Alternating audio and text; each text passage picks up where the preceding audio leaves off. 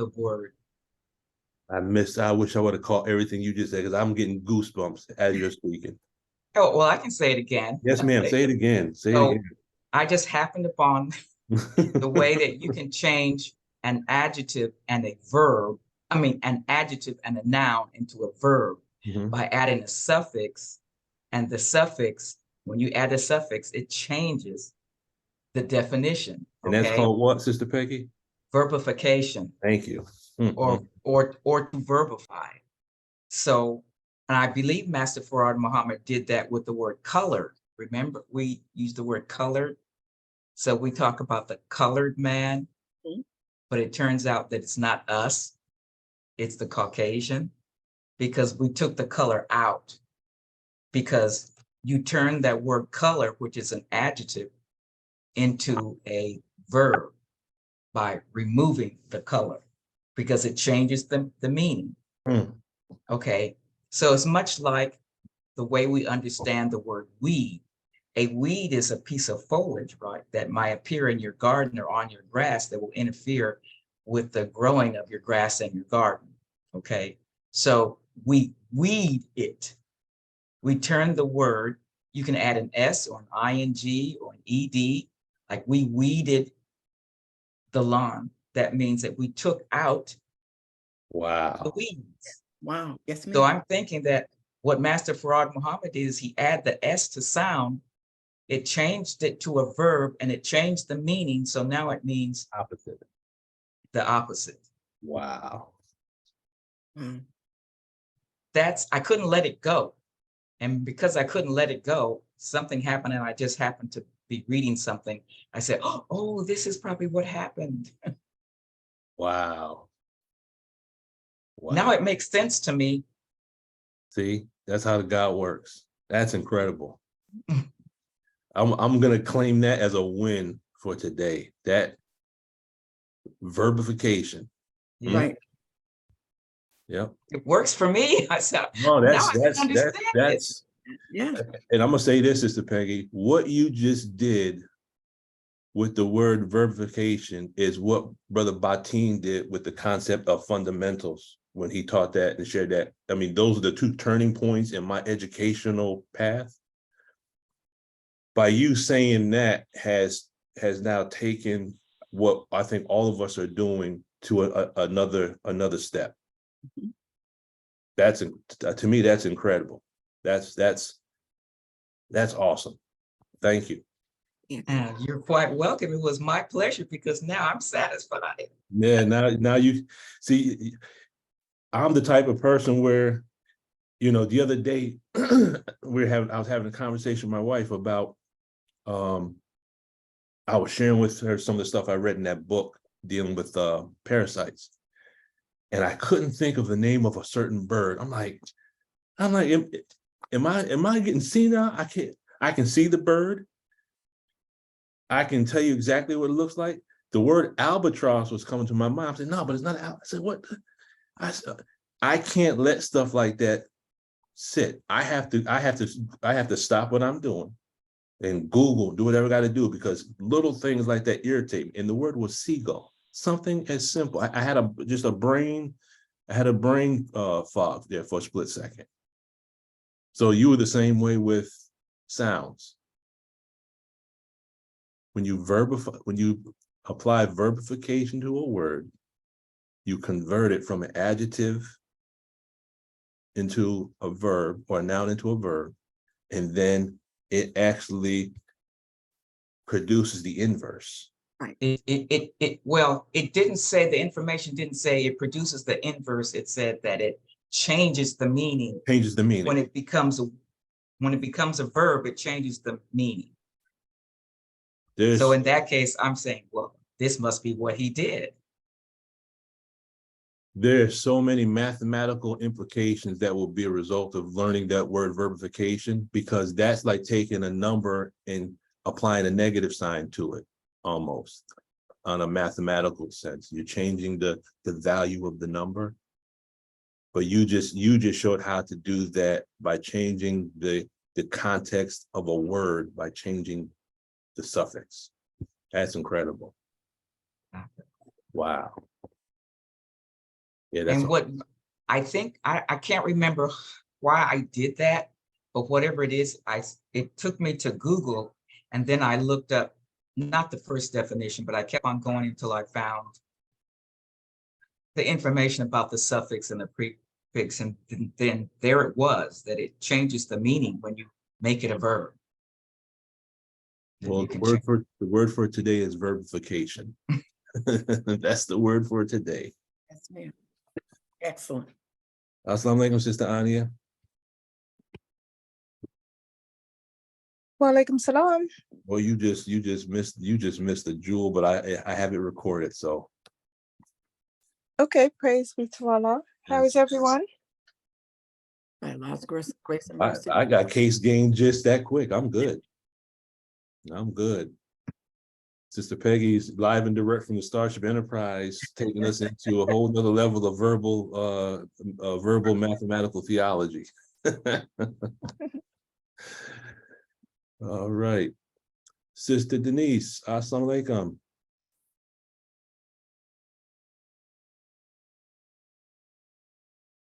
Alaikum salam. How are you, sir, and everybody?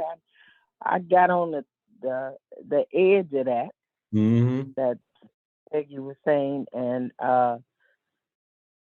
you know, I was thinking about verbs, and when you change it to that, whatever the word is, it start doing that.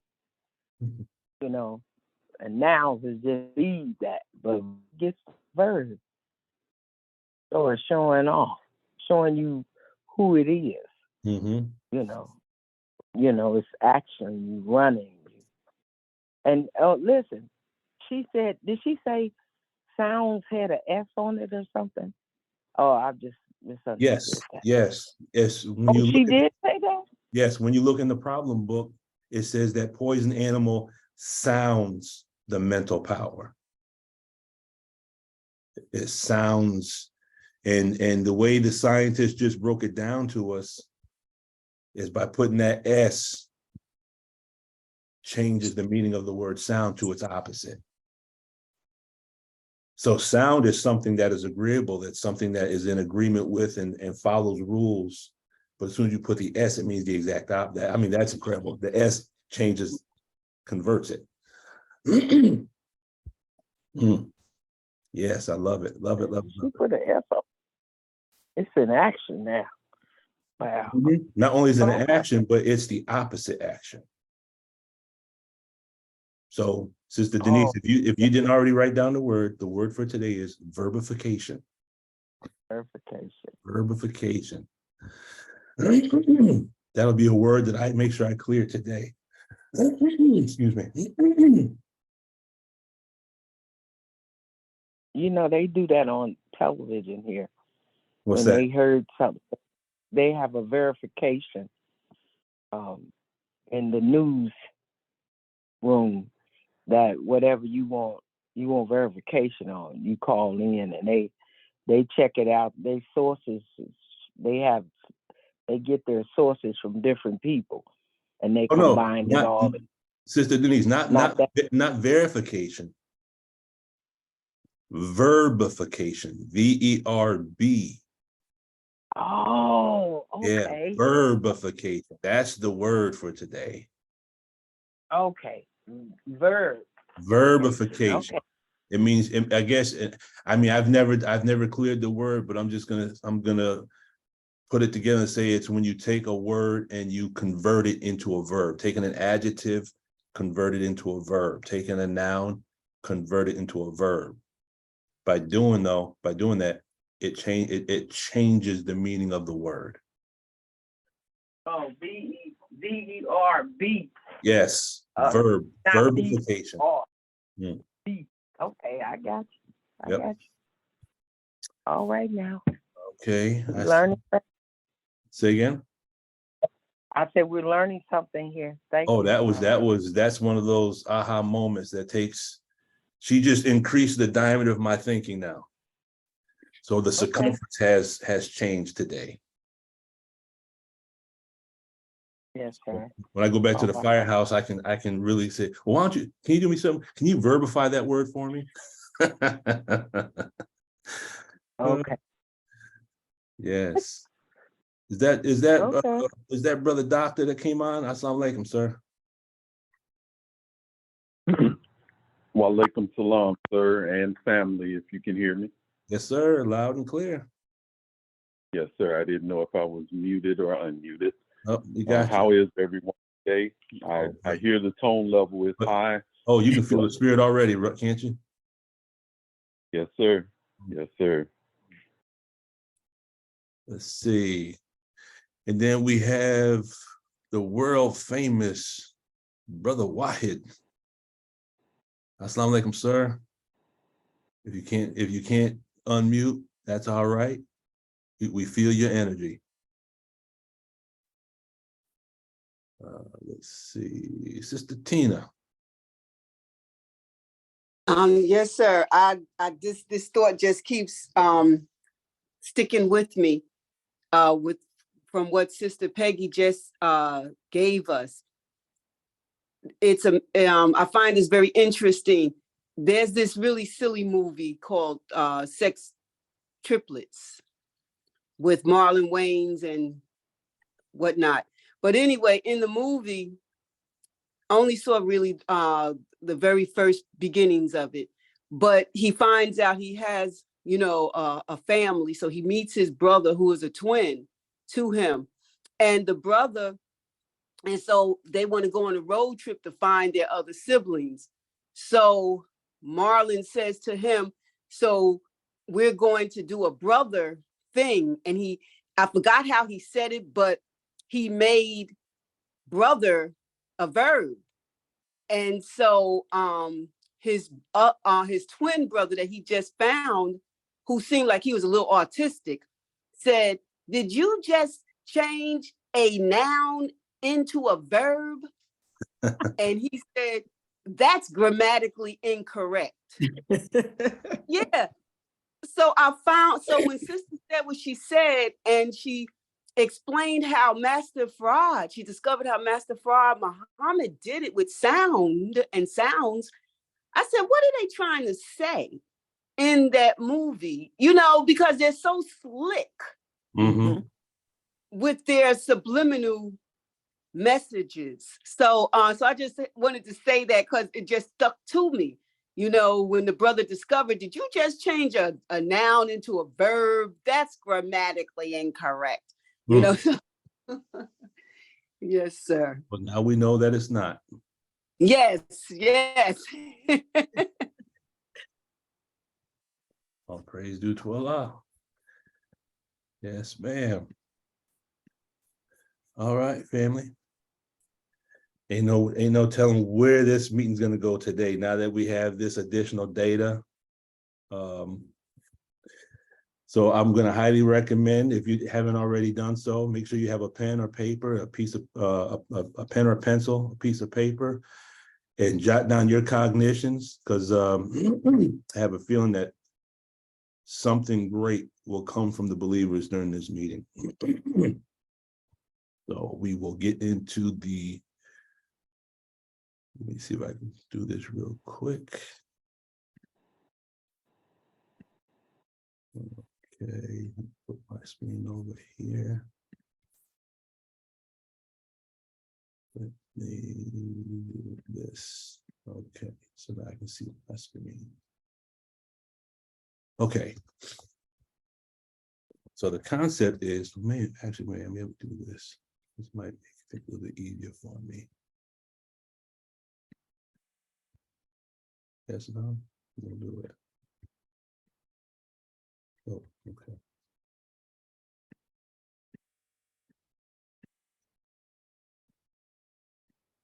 So the concept today is based on the concept we've been going through for the past week or so, 2 weeks, is converting a verbal expression into an algebraic expression to help give us a better way of going through the problem book and identifying the key words and the elements that are found in that problem book, so that we can at least, even though we have been taught that they're not to be solved literally, there are some aspects of the problems that can be solved that will allow us to kind of exercise our mind with regards to the fundamental properties of arithmetic. Does that make sense? That was so. Yes, sir. So we can gain some mathematical ability, but there's more to those problems than just solving them mathematically. For example, if you look at problem number 1, if you look at what they're asking, or based on the data that were given in that problem,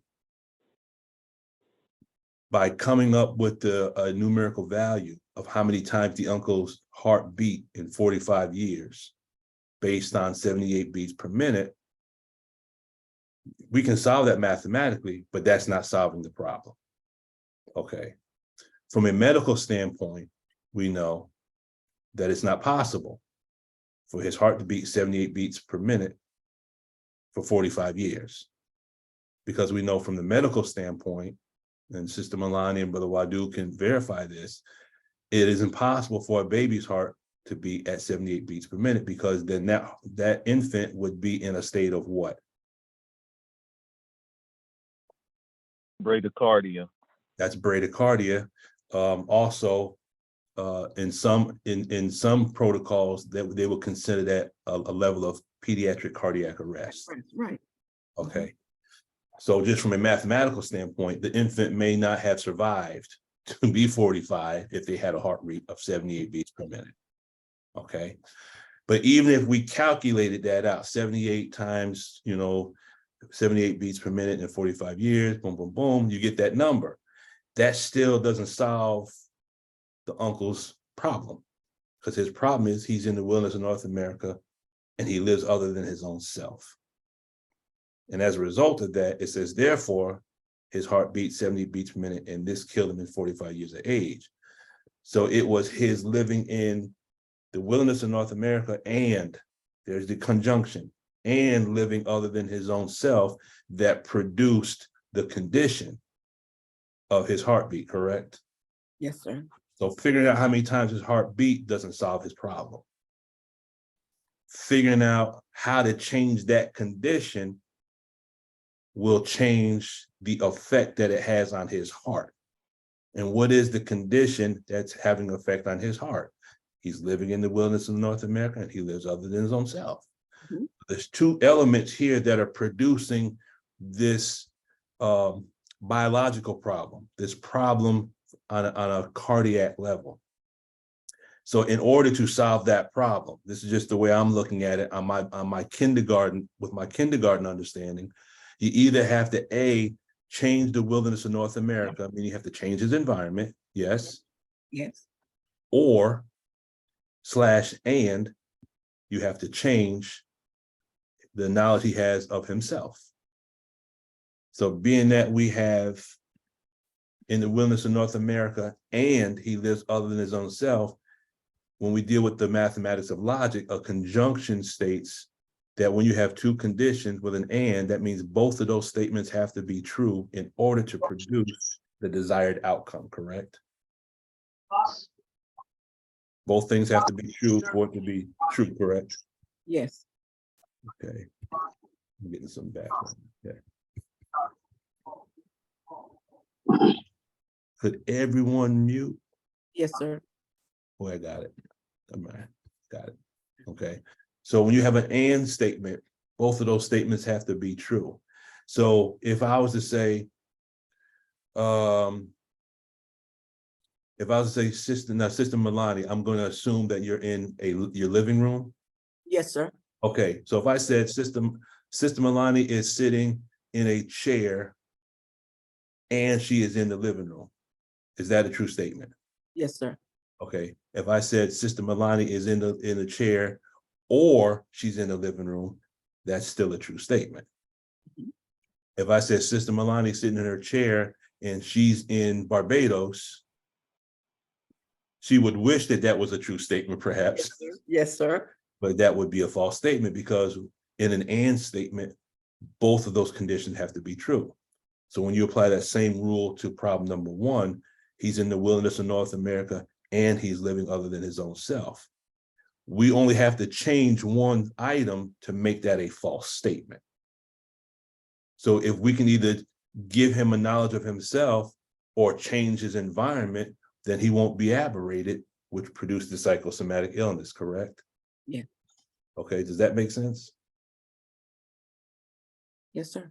Okay, so what we're doing is we're learning these mathematical rules so that we can take the mathematical principles and apply them to the tech to make us better at mathematics, but also allow us to increase our ability from the standpoint of the application of the tech so that we can help one another as we sit in the midst of the fall of America.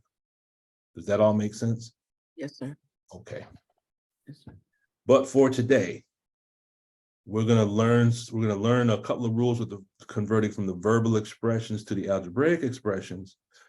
But by Allah's grace, as I was telling the believers when we first came on, I was just gonna go over just some examples to show us how this works on a basic level. However, as I started doing it, it just took on a life of its own. And we know that Allah teaches man by the pen what man knew not. Many times we have started our study and we can feel Allah, his presence, and he drops these jewels on us. And to me, and I think all of us have experienced this, but for me, this is verification that Allah is real and he's present. Okay. I say that to say, because I'm not going to take credit on that level because I had no idea that this presentation was going this direction. So if there's any grammatic errors or spelling, please forgive me.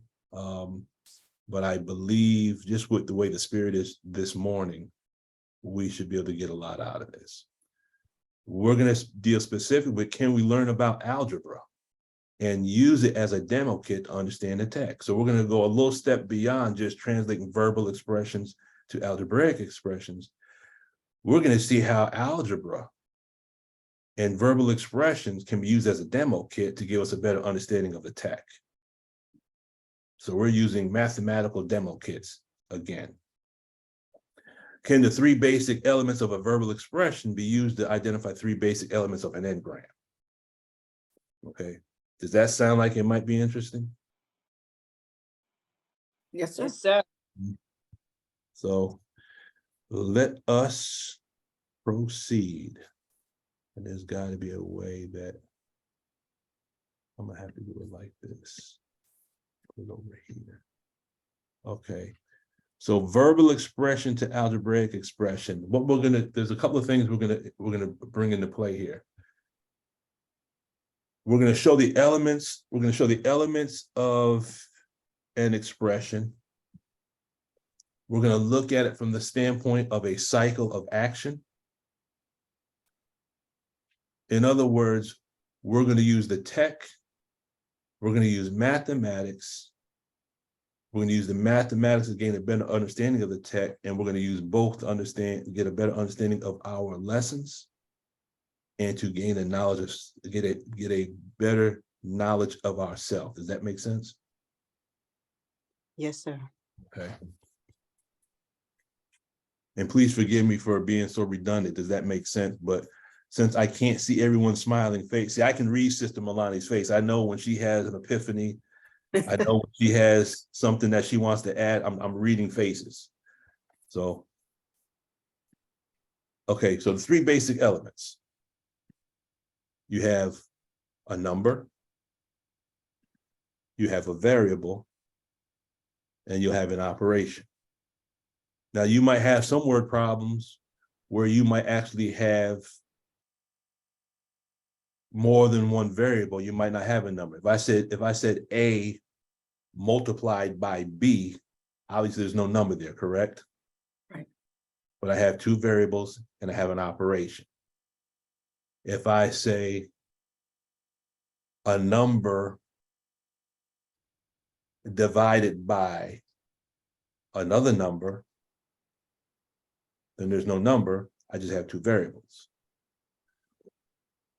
But the three basic elements, number, variable, and operation. Okay. Does everyone understand that point? We're Yes, good sir. on that. Okay. Now, when I looked at that, I said, I wonder what direction this would go if I cleared those three words. If I just did word clearing. And then as I did the word clearing, I said to myself, this actually represents auditing. This represents the elements of auditing.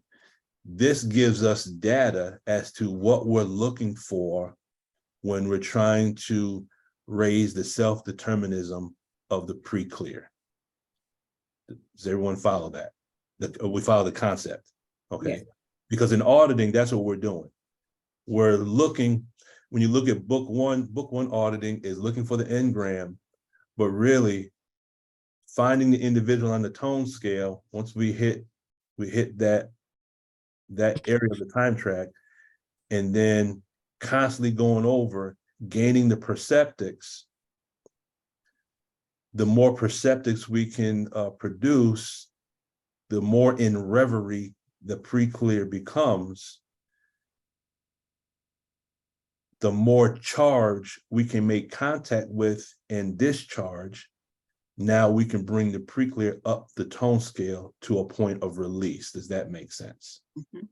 Okay, so really in auditing, as we're raising up, when we're coming up the tone scale, we're gaining back self-determinism. And self-determinism is, to summarize it, succinctly, it is to get the individual to a point of being cause of their environment. Okay. So then I asked myself the question, what could the number, meaning the word number, represent with regards to an engram? What could the variable represent with regards to the engram? And what could the word operation represent or mean with regards to an engram?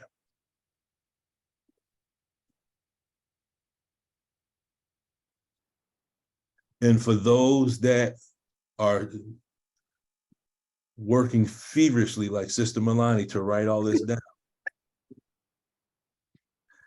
Yes, sir. if it would make things easy for you just to focus and write down your thoughts, I'd rather you write down your thoughts. Okay. I will send you the PowerPoint. All right, sir. Thank you. Yes. Thank you. All right. Focus on your, because I Sister Milani, I can hear your pen. Okay. I can hear your pen. I'm a note taker. Yes, Yeah, I sir. know. I understand. You're a nursing student, so Yes, trust me. yes. I know. Yes. So use your pens to write down see, if you're focused on writing down what's here, you're gonna miss the cognition. Okay. All right, sir. The cognition is the most important, because Okay. your cognition will expand the diameter of all of us. So Yes, all of us as students, your cognition, like Sister Peggy, I'm gonna be floating on verbification for the rest of the day. right. Yes. So if you want the PowerPoint, just put in the chat Okay. that you want the PowerPoint. I'll be more than happy to send you the PowerPoint. Okay. Thank you, sir. Focus on whatever Allah is giving you. Teach whatever He's going to teach you by the pen. Okay. So let's look at the word number real quick and then see how it applies to mathematics, but then see how it applies to the tech. And then let's see if we can find some ARC or make a marriage between the two. So the word number means a word, symbol, letter, or combination of symbols that represent a number. Okay, that's the basic understanding. Now, I remember years ago, and this is a thought that came to mind today. This was around the late 90s. We had a ministers meeting in Philadelphia, and Brother Jabril was present. And I remember one of the things that he said, this is something that we should not do as students. we should never make the statement that we have a concept. We should never say, no, I can't teach you that. It's too deep. You're not ready for that. He said we should never do that. And I'm paraphrasing this next part, but it was as if he was saying, whenever we have a concept, we should not say this is too deep, because now we're trying to judge the depth of the mind of the student. And if it was given to us at that time, then perhaps it's, certain things, we do know truth out of season is not a good thing. That's one thing. But when I was thinking about this, I was thinking, because my mind operates on a weird kind of level. I see things from a different perspective. And sometimes I worry if I present it like this, it might not come out right. But then I thought of Brother Jabril, his statement, and it's like, you know what? Each believer is going to receive this in a way that they need to receive it. Okay. So to me, this makes sense. I pray it makes sense to you. He also said that whenever you define a word, he said, don't just stay on the first couple of definitions. This is the surface. He says, go through all the definitions. He says, when you get down to the deeper definition, he goes, that's where you'll find the, he didn't say, I'm paraphrasing, he said, but that's where you find the jewels, the gold in the definitions. It is almost as if the enemy knows that we are superficial students. Yes. We're not going to read all the definitions. So the better and some of the most excellent definitions are the ones that are numbered at maybe 6, 7, 8, and 9. But because they know that, first of all, we don't like using dictionaries as it is. And if we do, we may not go all the way through each word. Does that make sense? Yes. Mhm. Okay. So this is the superficial definition. Sister Anya. Brother Lukman, that statement that you just made Mhm. Regarding Brother Jabril's statement Mhm. About not, judging the level of a person's ability to be able to understand a thing. Mhm. I often make that kind of analogy in a slightly different way, is based on the way a person responds to a question or whatever subject matter is on the floor, and if they're asked to make a comment, or even based on the question that they pose based on the subject matter at hand. Mhm. Oftentimes we have a tendency to judge that the person's level of development or their level of growth on that particular subject based on the comment that they made. And we often do that in the study groups. Mhm. And I often say, if a person happens to make a statement about that person's level of development, they may say, and I'll just give an example, they only understand it at a baby level. And so I would often say, well, that's not necessarily true. They may understand it on many different levels, but this is just the way they chose to respond at this particular time. Mhm.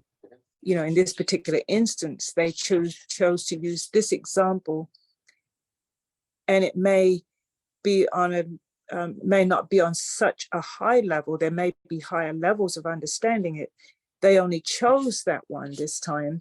That does not mean that that person doesn't understand it on much higher levels as well. They only chose this particular example in this instance. Yes, ma'am. So I often like to use that analogy. So you're thank you. saying saying questions and statements can almost, not almost, but they can reflect a gradient on the scale.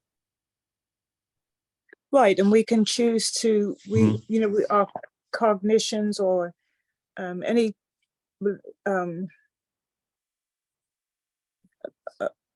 I'm trying to think of a subject where that it would show a range of understanding. And I can't think of a good example at the moment. You know, but I guess you could say cooking 101, you know, how to boil an egg. And if a person gives an example of how to boil an egg, then somebody else might say that person doesn't know how to cook. That all because the only level thing that they know how to do is to boil an egg. Mm-hmm. But that person may be a gourmet chef and know how to, you know, blend their seasonings to make absolutely wonderful dishes, Mm-hmm. and those type of things. Make souffles and eclairs and all sorts of other, you know, goodies. Mm-hmm. But because they chose an example and it explained how to boil an egg, somebody else might judge them and think that, oh, that's the only level of cooking that they know. That's not maybe a good example, but Well, that makes sense. I can understand that. yes. So, and I'm just bringing up the points for, you know, as Brother Jabril said, for us not to judge others by that. Mm-hmm. And it often comes up in the supreme wisdom teachings that we have, of our level of growth and understanding of this divine wisdom from Master Fard Muhammad. Mm-hmm. You know, where some think that they have more Mm-hmm. understanding of the wisdom than others, and they'll base it on comments that another one makes, Mm-hmm. when the person may just be using that example. It doesn't mean that that's the only level on which they understand it. Oh, yes, ma'am. Yes, sir. Definitely. The Honorable Minister Louis Farrakhan said, if you can take all our wisdom and put it on the head of a pin, we still have room to run around now, correct? Yes, sir. Mm-hmm. You're absolutely correct. Let's see, was the Sister Denise? Thank you, Sister Anya. You still with us, Sister Denise? Yes, sir. I'm sorry, real quick. Okay. Are you saying in this equation that, and dealing with dynamics, that you want the person to be the cause? Did you say the word cause? Yes, Yeah. ma'am. Yes, ma'am. That's the end result of processing. An aberrated person really is effect, and the environment is cause. So the environment is controlling the thoughts and the actions of the individual. So the environment is cause, the individual is effect, and processing is done to reverse that, so that the individual becomes cause and gains control over their environment. Right. I just real quickly, I wanted to say, because I can't wait till you get to the meat of this, but I thought about my professor, reading professor, and her classroom.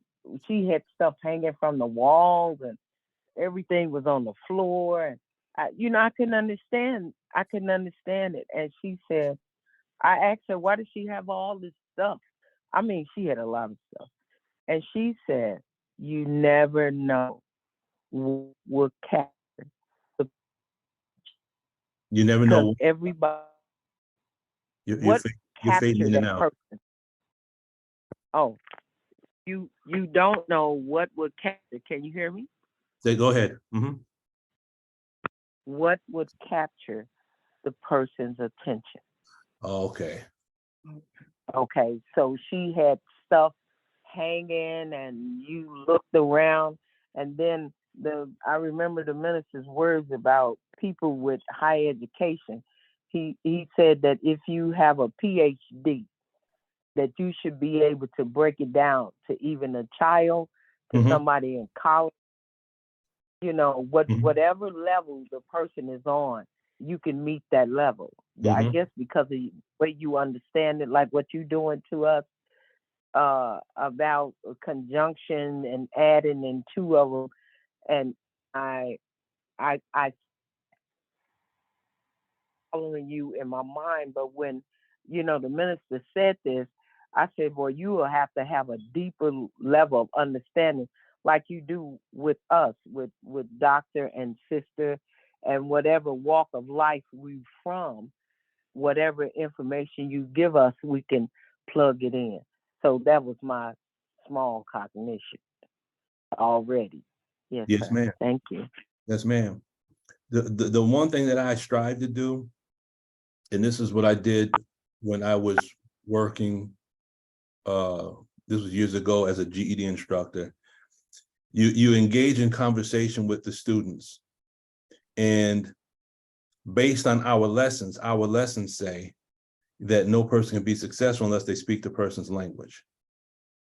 So then I would use that principle so that I would be able to speak with the students in the classroom, and I would get a feel of the things that they were interested in, the things that they were currently doing, and the things that they had a desire to do. And based on those things, whenever I was sharing information, I was trying to share it in a way that I could hit each person in the room. So there's certain times I'll throw something out, and I know Sister Milani and Brother Wadu, they're gonna pick up certain things because I'm speaking that language.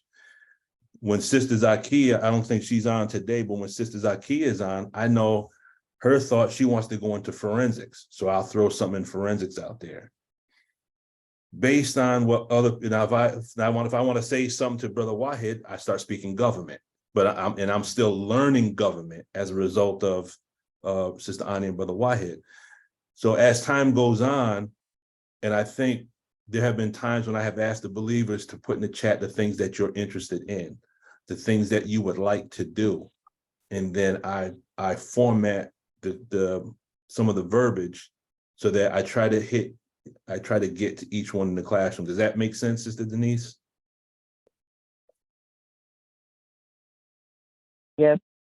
Okay. Yes, sir. It makes a lot of sense because I got engrams from instructors that was judging Mhm. my ability to understand and comprehend what they were saying to me.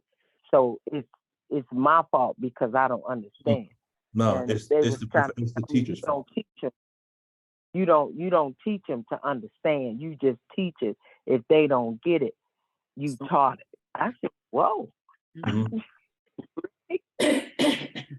Well, I'll say this: it's Well, not the teacher's fault that you don't understand. It's the teacher's job to find a way to get past that ridge. Okay. I'll give two quick examples. There was two individuals in the classroom. Brother Elijah, may Allah be pleased with him. He was a real good friend as well, and he was in the nation under back in the 70s.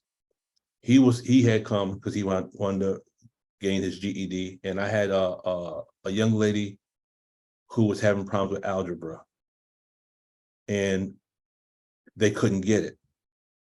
And I would tell them, say, look, just give me 1 hour and I'll have you doing algebra. And they're like, nah, brother, you can't, that's not gonna happen. But I understand the gift that God gave me. And that's why I say I don't take credit, but I understand the gift that God gave me. I knew Brother Elijah was a drummer, so he could read music. And it just so happened drums was the first instrument my father had me take up back when I was I was like 10 or 11. I played drums. Music is based on fractions. And so when I started speaking sheet music to him and notes, half notes, quarter notes, eighth notes, he could understand the fractions based on the language that he knew. Then when the other young lady, she liked to cook. I said, okay, so you know a half a cup and a half a cup. I had to speak cooking language. I had to speak a cooking language to her. Mm-hmm. And then probably about 10 years ago, it's funny how Allah brings things around and shows you. We had a call at a bank, and there she is. She's one of the tellers working behind the counter at the bank now, because she understands how to do it, you know. So it's not, I don't take credit, but it just, I think a lot that I was a part of that process. Right. Okay. So the teacher's job is to figure out how to get through to the student. You have some teachers, they're so condescending they'll make it seem as though, I have mine, you got to get yours. Yeah. If you can't get it, then it must be something wrong with you. Mhm. That's the wrong mentality. The mentality should be, my humble opinion, the teacher should say, okay, I got to figure out a way to solve that equation. What is the hidden variable I need to solve to get that student to say, aha, I understand it? And if you're a doctor, you should be able to diagnose the student and figure out how to make them understand. Okay, that's just, I'm getting off my soapbox because that kind of gets under my skin a little bit. But go ahead, Sister Ania.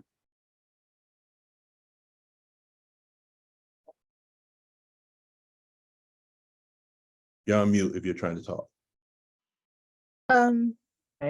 Do I have my hand raised? I'm sorry, I didn't have a Okay. question. No problem. No problem. Let's go on. Let's get back to here. Okay, so the word number. Okay, so the word number also meant a member of a sequence or collection designated by especially consecutive numbers. So now when you think of the word sequence with regards to the tech, what comes to mind? How you audit someone in session. Time, A little more time, specific. A little more specific, Sister Milani. You're going down the right road. Oh, okay. Well, for instance, how you take them into session, you know what I'm saying? Where you start with, go to a moment of pain or discomfort. So there's a sequence that we go through, taking Okay. them session, and then depending on what you find, there are different sequences, or like in medicine we say algorithms, but there are different sequences, right? That depending on what they say, you say this. Depending on what they say, you say this. So that's why there's a sequence. You start a certain way, and then the auditing session may take you in a different direction. But even in the different direction, there's a sequence that you take. There's a sequence or protocol for that. Yes. So you've got all your bases covered. Yes. Okay.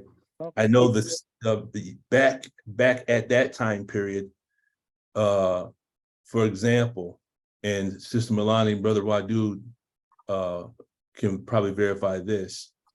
There's a mnemonic device that we would use. And a mnemonic device is what saves you in the field of the medical field. You're chunking information together. So for example, if we came across a cardiac patient, we know the sequence, we would remember as we had to introduce that patient to Mona. I said, well, who's Mona? Mona is morphine, oxygen, nitro, and aspirin. That's a sequence. When you have a cardiac arrest, there's a certain sequence you had to do, and you had to do it in a particular order, correct? Sister Tina, what is that called in mathematics?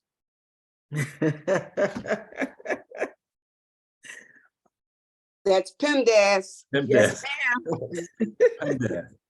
So in certain things that we do, there's a sequence or a series in which to do it in a particular order. Now, I remember back in the day when we had to do it, the way we did was it was shock, shock, shock, everybody shock, little shock, big shock, mama shock, papa shock. What does that mean? 3 shocks. Shock, shock, shock, epinephrine, shock, shock, shock, shock, everyone shock, lidocaine, shock, beryllium tosylate, I think is what it's called, shock, little shock, big shock, magnesium something, I can't remember it, I think it was magnesium something, and then procainamide. But that's a sequence, correct? But now I'm sure the protocols are totally different, yes? Different drugs being used now, but there's a reason why you do certain drugs in a certain order, correct? yes, sir. You don't do them out of sequence. Well, the same thing is in mathematics, the same thing is in auditing. There's a certain sequence we have to do it. So when we look at the word number, the fact that the word sequence came up is going to show us something else about auditing. Sister Denise, I did see your hand up.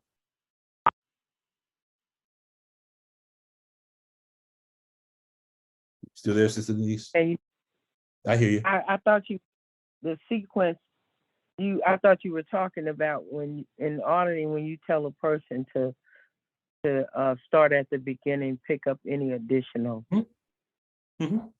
I That- thought that- that was the process. That Was that that is. the process you? Mhm.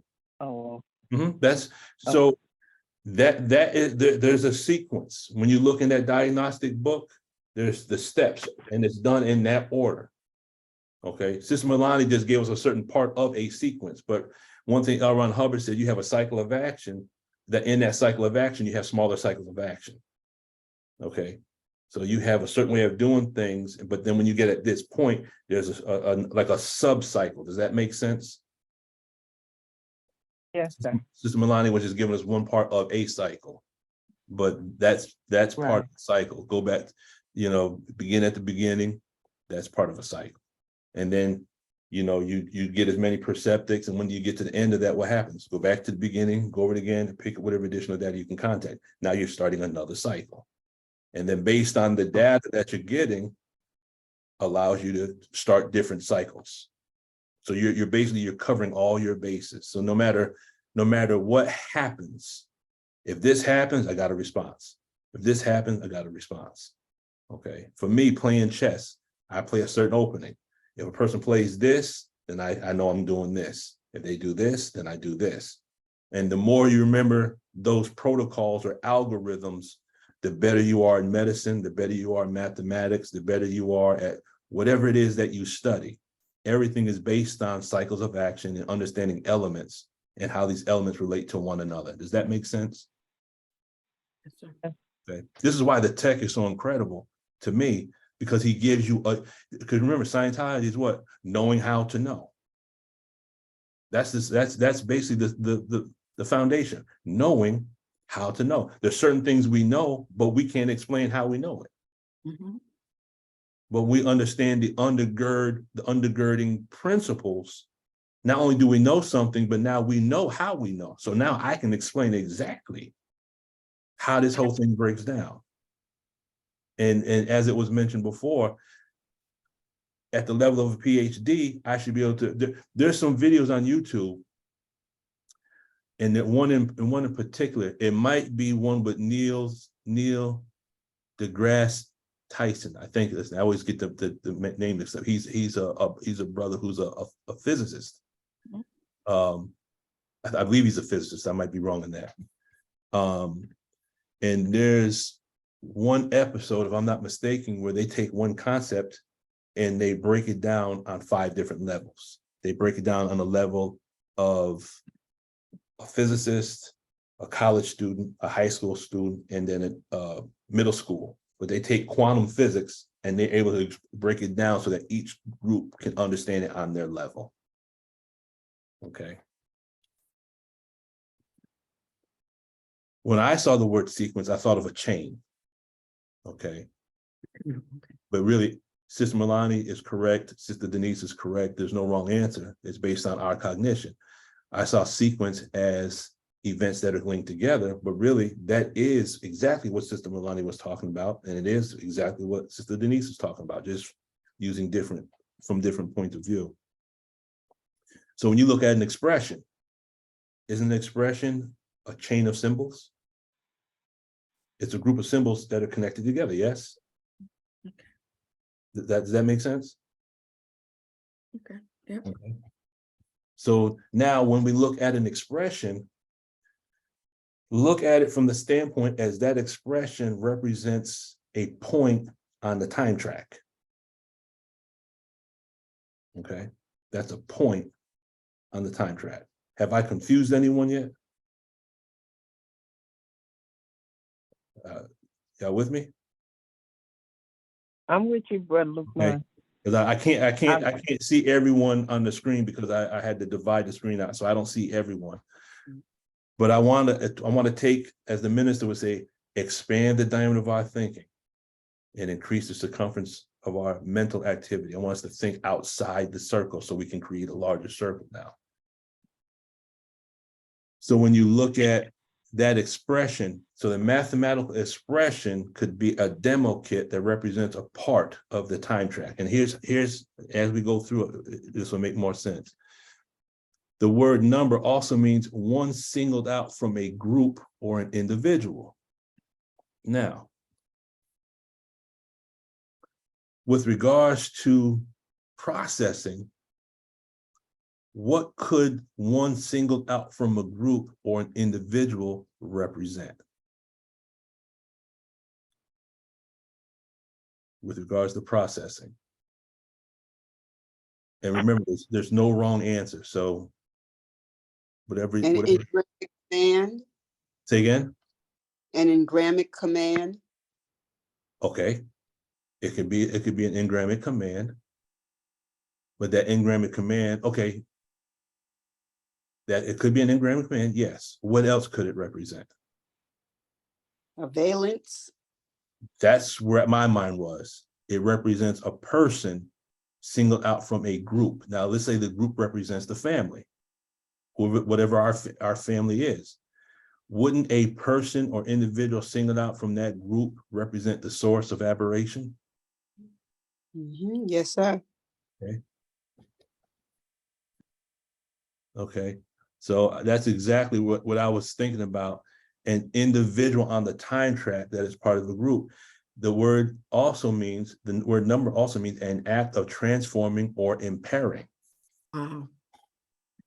Remember? Oh, you did a number on him. See, that's the context. You did a number on him. Number also means, you did something that undermined his mind. You tricked him. Okay. The reactive mind does a number on us, doesn't it? Yes, it does. Okay. Brother Lukeman, I guess I looked at it as the time track itself, the engrams that are on the time track that are, they're like you try to get back to basic. So, but all of the different stops along the way are a group. And so any place that you stop on that time track is singled out from the group, and you work on that one engram at a time until you're able to clear that. Or if you can't clear it there, you keep on going till you stop somewhere else and you single that one out and have the person work on that. So I guess I looked at it that way when you first asked the question. Well, that's fine. That's fine. There's no wrong answer. Whatever way you see it, if it helps you to gain a better understanding of processing and how to look at it from a mathematical perspective, then that's fine. Whatever your perception is or cognition, that's truth. So, Yes. so you're seeing. Now, say that one more time. Well, I guess I didn't see it through to the valence. I saw, when you asked the question, I thought of the time track and the, like you have the initial, what they call basic, the initial thing that starts the engram. But then along the way, there may be other events that are similar to that, and they all become a part of the group linked to that basic engram. Okay, so L. Ron Hubbard does say that engrams come in chains. So you have a group of engrams and they're linked together. So the way you're explaining it makes totally, so you're talking about one singled out from a group, you're talking about one engram singled out from a group of engrams. Is that what you're saying? Right, yes, sir. And then when we were asked to go back on the time track, your time track stops at one of those events. It doesn't necessarily stop at basic. It can start there to help you clear everything out, but oftentimes it doesn't. It stops anywhere and it singles out a particular one. And then as the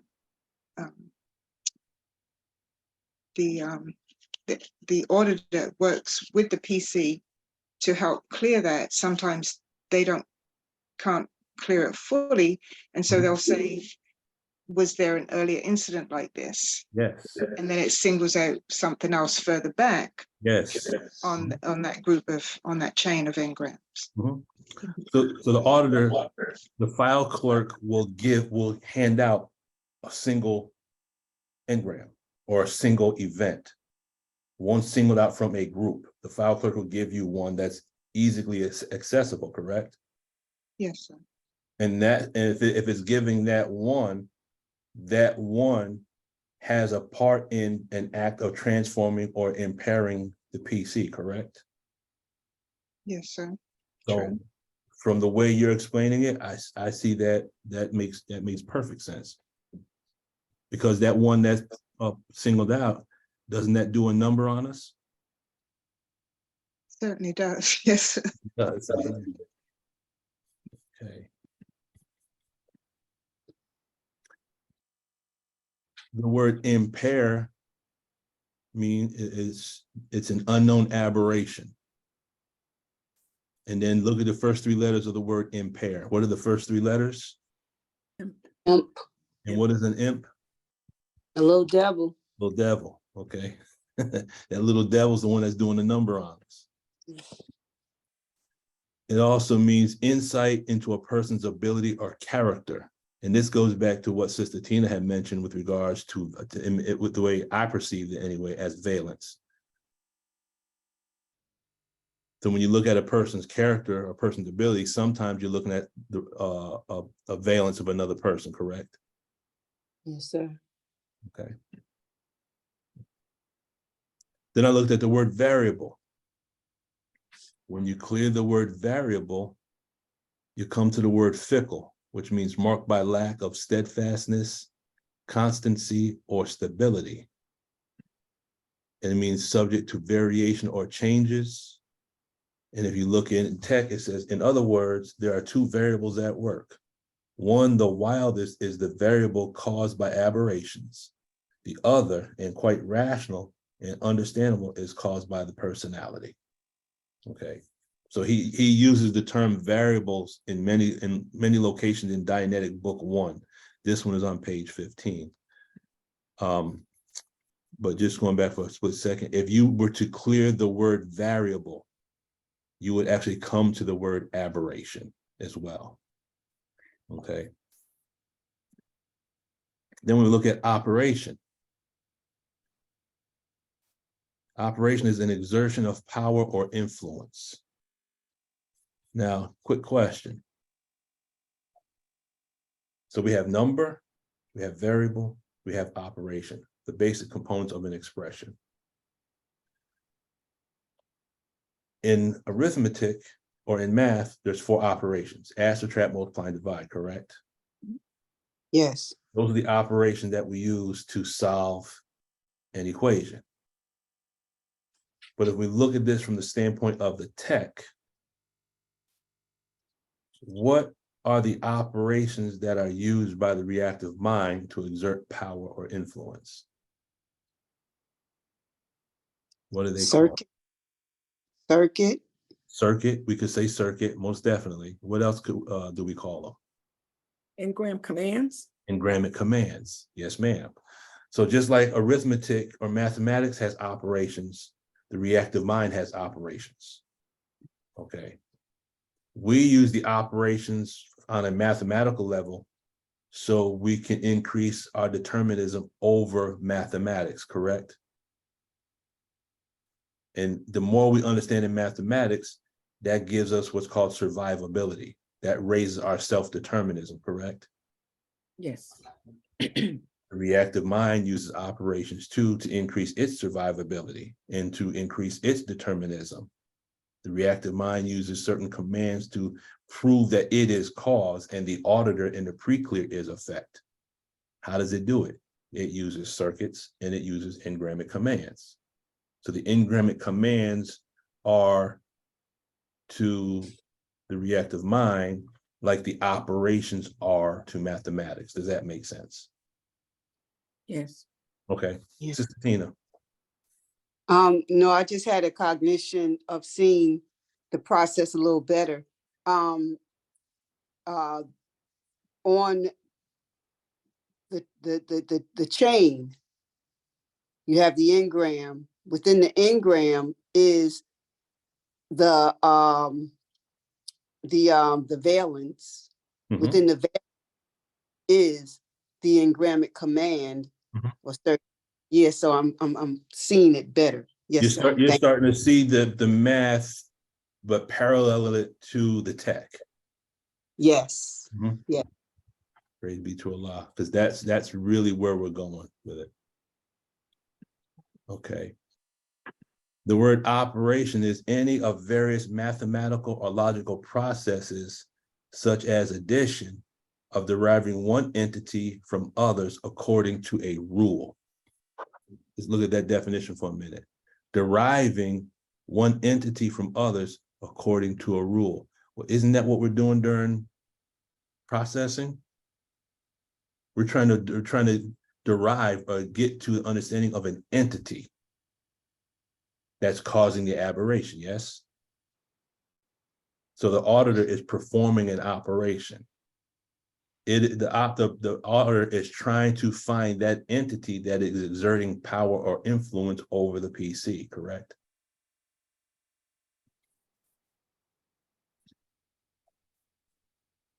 Operation also means a military action, mission, or maneuver, including its planning and execution. Well, isn't that what we're doing when we're processing someone? You take down the, you do the case inventory. So you're figuring out all the variables and all the things needed to carry out a military action or a mission. You're actually going to war with the reactive mind. Could we say that? Yes. Okay. And as the auditor is using a military action, that's the processing, the mission or the maneuvering, the planning and the execution, the reactive mind has its plan of execution as well, correct? Yes. Really processing is really going to war with the reactive mind. Does that make sense? Mhm. Okay. A usually small business or establishment. Now, when I saw this definition, something else popped in my head with regards to the reactive mind, and it says a small business or establishment. And the thought that came to mind was he bought a trading post in the jungle on that continent. Why does the devil call our people Africans, right? Mhm. It says he bought a trading post in the jungle of that continent. So then when I looked at that, I said, okay, so he, the devil, the reactive mind, has done what? Bought. Mhm. He has control of. What does he have control of? Trading post. Now, what is a trading post? It's an area of assignment. Okay. In the language of the tech, he calls them, I think he called them not control boards, control posts, I think he called them. Does that make sense? Trying to think of the term. Sister Belinda, are you still on? If not, I'll try to see if I can find it. In other words, so the devil has control of an area of assignment. Okay. In what? In the jungle. The word jungle means a confused or disordered mass of objects. Where? Of that continent. So I was looking at that lesson, but using it kind of like a demo kit to explain the tech. Does that make sense? Mhm. Mhm. So he bought a trading post in the jungle of that continent. In other words, a trading post is a location where there's an exchange of goods. So would that be the operation? That's why I put it under the word operation, because the operation means a small business or establishment. Okay. So if it's established, we're talking about someone who has settled. So now he has settled on what? On the best part, yes? Yes, sir. He's doing trade, but we know the trading, he said we're going to receive more gold, right? Mhm. But did we receive more gold? No. No. Then the trader, the trader disappeared. There was no one there to speak our language. That's how it always handles. You have one person that contacts you and say, yeah, we got this great deal and such and such and so and so. And if you sign it right now, we can do such and such and so and so. And we say, oh, that sounds great. We sign up, give the bank information, give the credit card information. Then we go back, we say to the talk person, yeah, such as no, they must have given you the wrong information. Well, I don't know what they told you, but no, well, this is not what they told me. Isn't that how it always happens? One person sells you the thing, the other person comes behind and says, no, that's not what they said, but now they got your money, right? Mhm. Has anyone experienced that before? Yes, sir. One person makes the promise, it sounds good, but the next person comes behind that and says, no, they explained it to you wrong. Well, then I want my money back, but you already signed this. Well, I don't know who was it you spoke to. I know I'm not the only one that has experienced this. No, sir. Fighting was all the time. Yeah, I know I experienced it. Just can't pinpoint a particular incident, but but I it has know I happened. experienced. Yeah. So that just shows this lesson. Yeah. This lesson gives us a formula of what the enemy does in all his affairs. One person comes and makes a promise. There's a saying when you deal with contracts, the fine print takes away what the large print gives you. One person makes all these promises, and then now after the promise, you come behind and one other person, you have to seal the deal, and now everything has changed. But it changes after they get your credit card number and your bank information. Does that make sense? Yes, sir. So the enemy works the same way in our mind. He bought a trading post in the jungle in our confusion.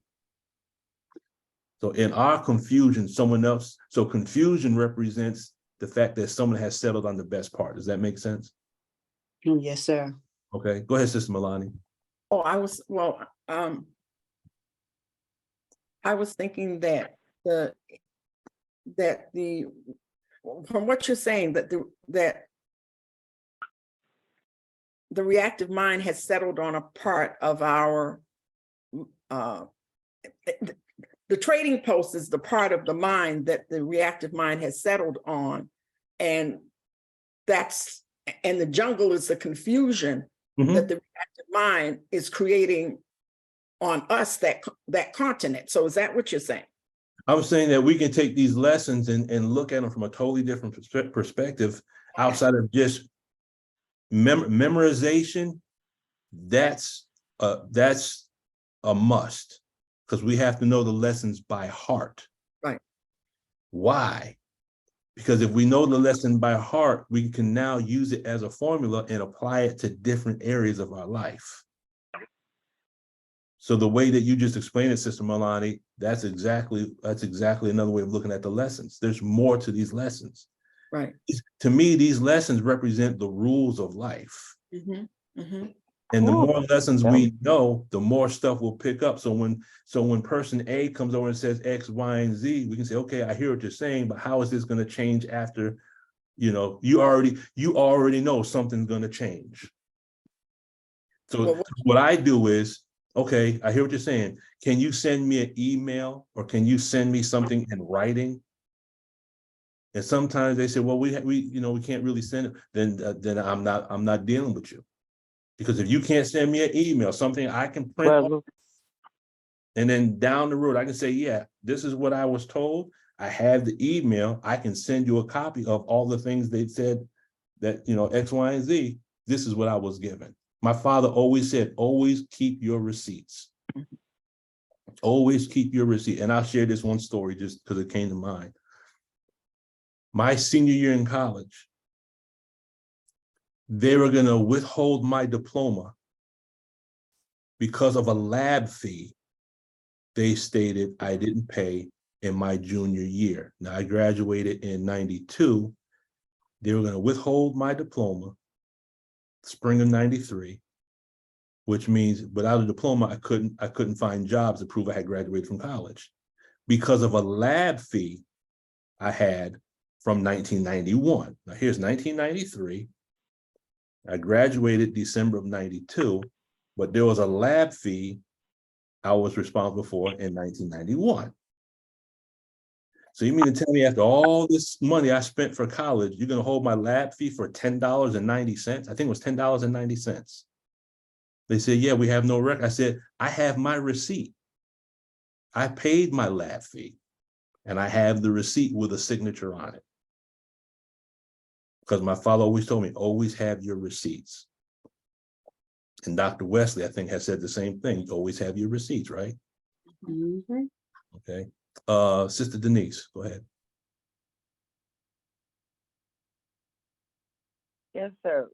Real quick, Mhm. I found out something that if you go to get the sales tax for a car that you purchased, that you would have to pay an additional $25 each month until you actually pay all your sales tax. So when you come back, you thinking it's one price, and it done went up $25 more Mhm. if each month.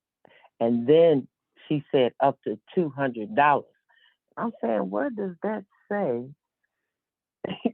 You be wondering, where is all of that in the, when you get stuff? Mhm. And it doesn't say. And then she said, oh, every 25, the 29th of every month, you got to pay 25, whether you get it or not. I said, whoa, up to $200.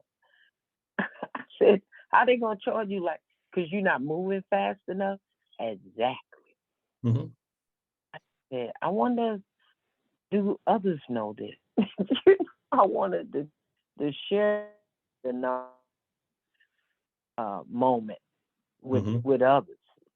You go and it's one thing and it went up $25. That's Mhm. the reason why. Mhm. I said, oh,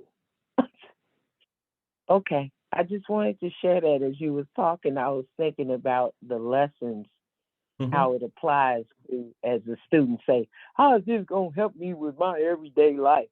Mhm. I see Whenever how you it helps deal, you. whenever you deal with people, look at them as though they're guaranteed they're going to give you some gold. Because if it sounds too good, it usually is. But if you have the lesson, you already know. If it sounds too good, then I already know that after I make this deal, I'm not going to deal with you. I'm going to deal with someone else, and they're not going to have any clue as to what we talked about unless I have something in writing. This is why we have to know these lessons by heart, at least on this level. They represent rules for living. That's just my opinion. On this level of understanding, these are rules for living. Mm.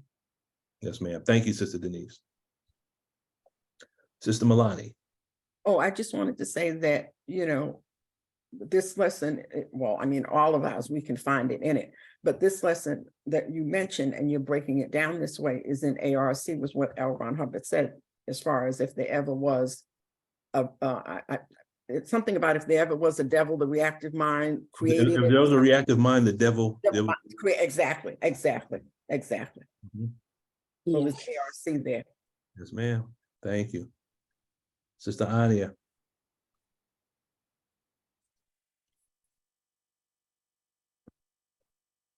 What you have up there, the way you've broken it, the devil reactive mind has bought, meaning to have control of, a trading post area of assignment in the jungle, a confused or disordered mass of objects of that continent, the individual. That whole piece took me right to the general orders that we were given to take charge of this post and all temple property in view, and to walk my post in a perfect manner, keeping always on the alert. And in fact, when you go through all of the general orders, it all relates right back to this, about the the enemy purchasing that trading post. Mm-hmm. Uh-oh. Uh-oh, what?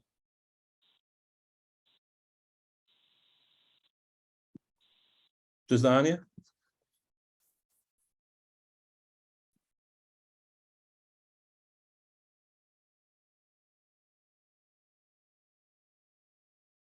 Something happened with her phone Or the computer.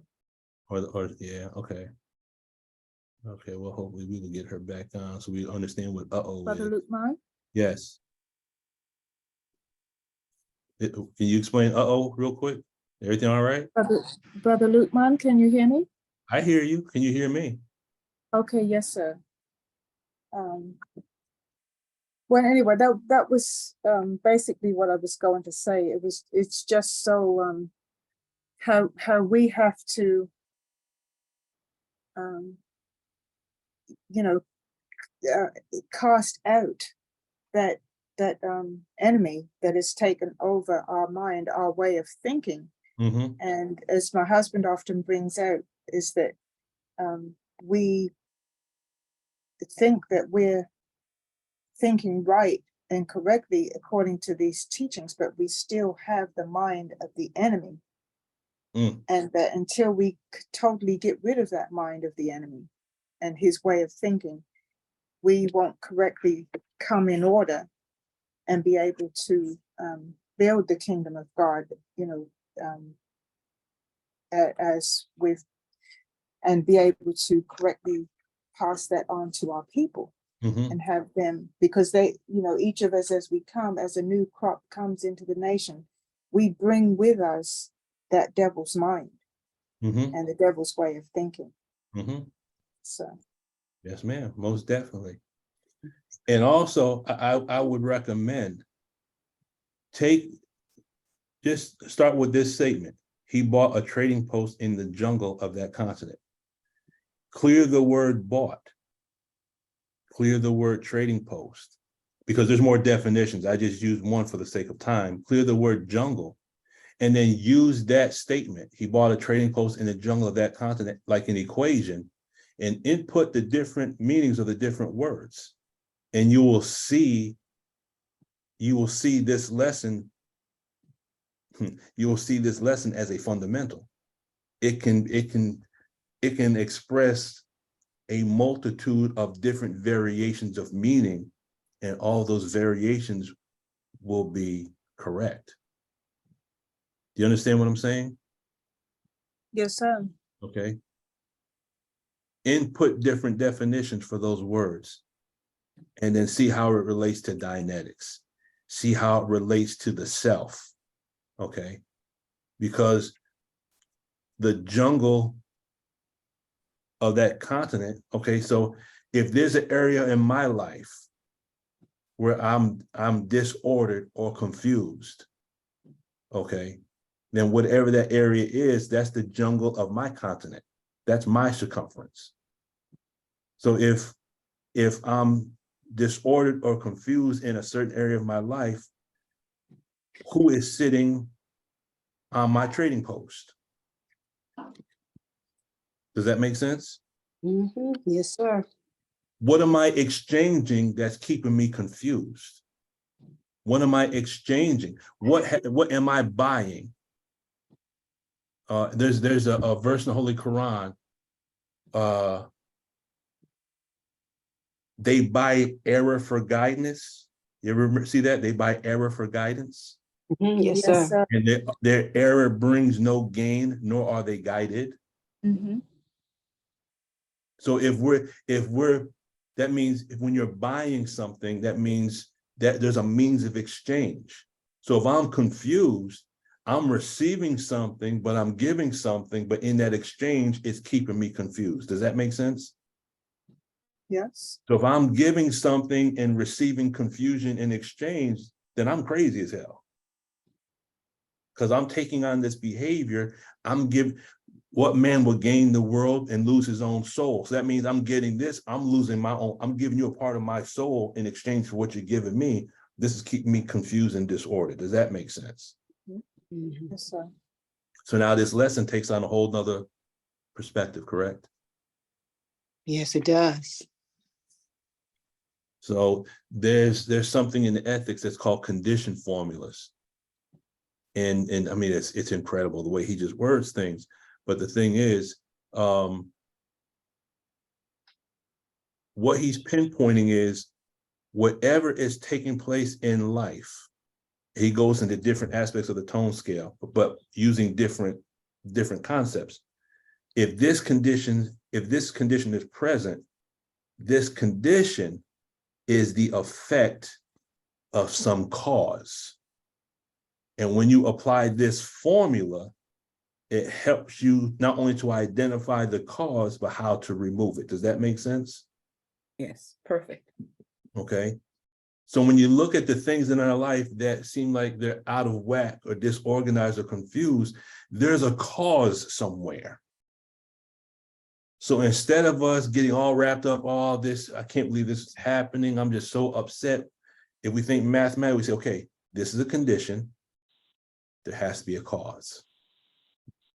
Let me identify the cause and I can solve the equation. Because if I can remove the cause, there's one called the confusion formula. Okay. And when he speaks about the confusion formula states that when a person's in a state of confusion, there's too much random motion. Okay. And the confusion formula is identify where you are. So if you're confused, the first thing you do is, okay, identify where you are.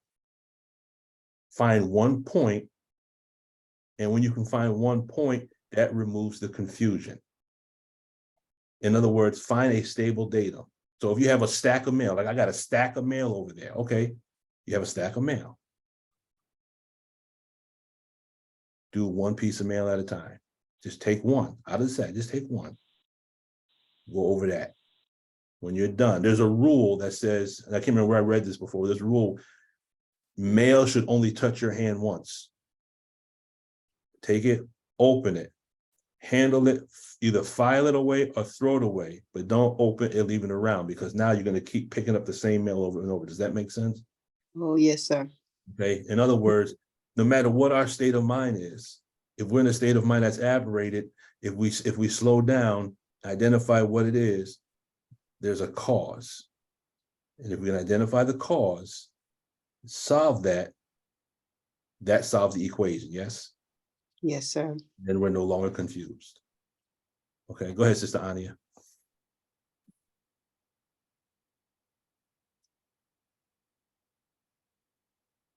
You are on mute. Yes, I was trying to come off mute.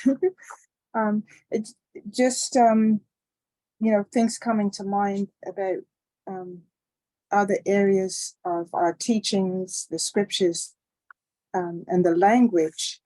Like in the Bible where it says, no man may buy or sell lest he have the mark. Well, buying and selling, that's trading. So that though, if we look into those words, we could probably, that would all relate to this, the words that you have up on the screen there. And I was just looking at something else that dealt with honesty.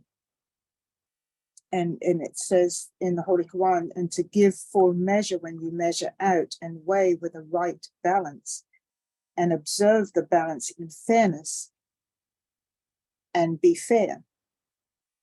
And we're asked to be honest in all of our dealings. And it says, by doing so, you attain, and by keeping your word, by doing so, you attain a high degree of dependability, and people can trust you and feel secure in dealing with you. And Allah will reward you a great deal for that. And thus we are to be dependable and to be trusted, and he who achieves such status is to be highly commended. Remember, Allah will watch over our dealings meticulously. If we sell or buy, if we trade something with another, we have to be straightforward, honest, and sincere. So I saw that as not only being actual, trading of goods, but in the trading of our words with another, that we have to be straightforward, honest, and sincere in our words and our actions as well. Mhm. So I saw that as relating to everything you have Yes, ma'am. up on the screen. So, Yeah, thank you. When you mentioned, you just mentioned Mark of the Beast, right? I wasn't, did you mention the Mark of the Beast? yes, sir. Okay. Here's a thought that came to mind, because that's Revelation chapter 13. And so the Mark of the Beast, let's see if we can look at that from another perspective with regards to trading. Could we say, because when you look at the Mark of the Beast on his forehead and it on his hand, okay, I'm looking at that from the perspective of what we think, and then the hands do the action, correct? Mm-hmm. Okay. What comes to mind is in Buddhism, they have what's called the Four Noble Truths. And that's the foundation of the faith. And in the Four Noble Truths, you have the fact that there's suffering in the world. Now, all of us are suffering on various levels, correct? Are we suffering? Yes, sir. Okay. The second noble truth says suffering is based on attachment. Okay, so our suffering is based on something that we're attached or connected to.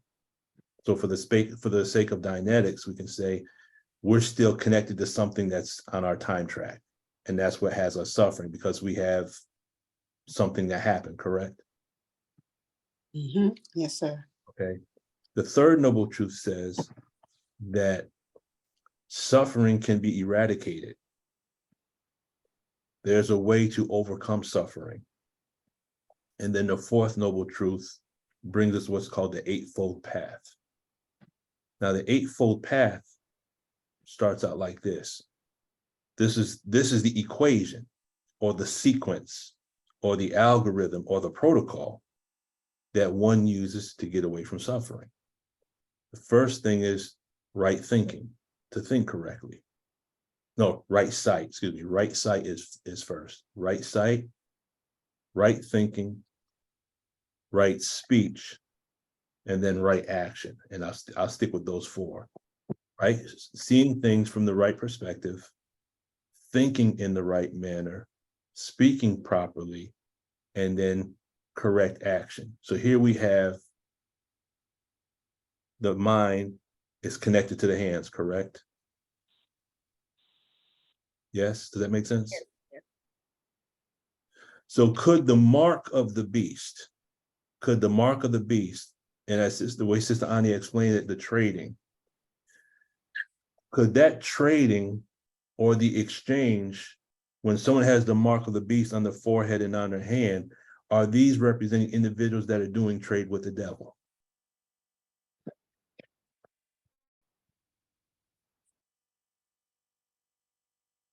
Meaning, we're setting up a means of exchange. We have built an economy, meaning we're buying the things of his world. Does that make sense? In other words, we're taking on his mentality, his ideas, his thoughts. So when we take on a love for his world in the forehead, then we do the work of the devil with our hands. Does that make sense? Yes, sir. But Brother Lukeman, can you just give me those four again? Because I got a miss gradient. So a skip gradient. So I'm not really understanding. So it's right sight, right what? It's the eightfold path is right sight, right thought, right speech, and then right action. That's 4 out of the 8. I only gave those 4. Okay. In other words, what causes problems in our life is sometimes we see things, but we don't see things as they are. We interpret things wrong. So we see it, but now we interpret it wrong. So now we speak that which is not true, and then our actions are not genuine. That's aberration. Yes, it is. Mhm. It is. Mhm. Now, Sister I Anya, mean, oh, go ahead. So I'm sorry. Go ahead, Sister Tina. no, I'm saying when we don't do it right and we do it wrong, yeah, that's aberration.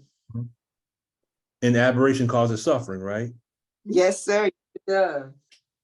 Because you can take the Four Noble Truths and even line that up with the aberrated mind. And remember, L. Ron Hubbard did study Buddhism. Yes. And when you look at the Eightfold Path, it's all Islam too. Because aren't we supposed to see, isn't Allah the best seer? Mhm. Yes, sir. Isn't Allah the best knower? Mhm. Yes, sir. Best knower is Al-Alim. The best seer is Al-Basir. Isn't Allah the best speaker? Oh, yes, sir. Al-Mutakalim. And then when you deal with I'll give the rest of them. So the fourth one is right action. That describes Allah in many facets, correct? Yes. Then you have to put forth right effort, right livelihood,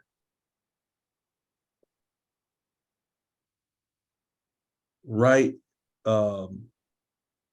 meditation. It's right effort, right livelihood, right meditation, and then the last one is right mentality, I believe it is. So those eight, the eightfold path is described in different aspects. You can line those up with 8 attributes, correct? Yes, sir. So really what the Buddha gave in Islam is really, you know, the eightfold path and the Four Noble Truths and eightfold path. You can find that in what Jesus taught. You can find that in what the Zoroaster taught. You can find that in the Holy Quran. It's just a different way of saying the same thing, correct? Yes, sir. And I had shared all that to try to line it up. Sister Anya, does that make sense? Lining that up with what you have dropped, that jewel, those jewels you dropped on us. Does that line up? Yes, it lines up, for me anyway, it lines Okay. up perfectly. Okay. Yes, sir. Praise be to Allah. Let's keep it going. So this is just a summary for just the word clearing. And then we're just gonna do a couple of examples, and then we'll end it.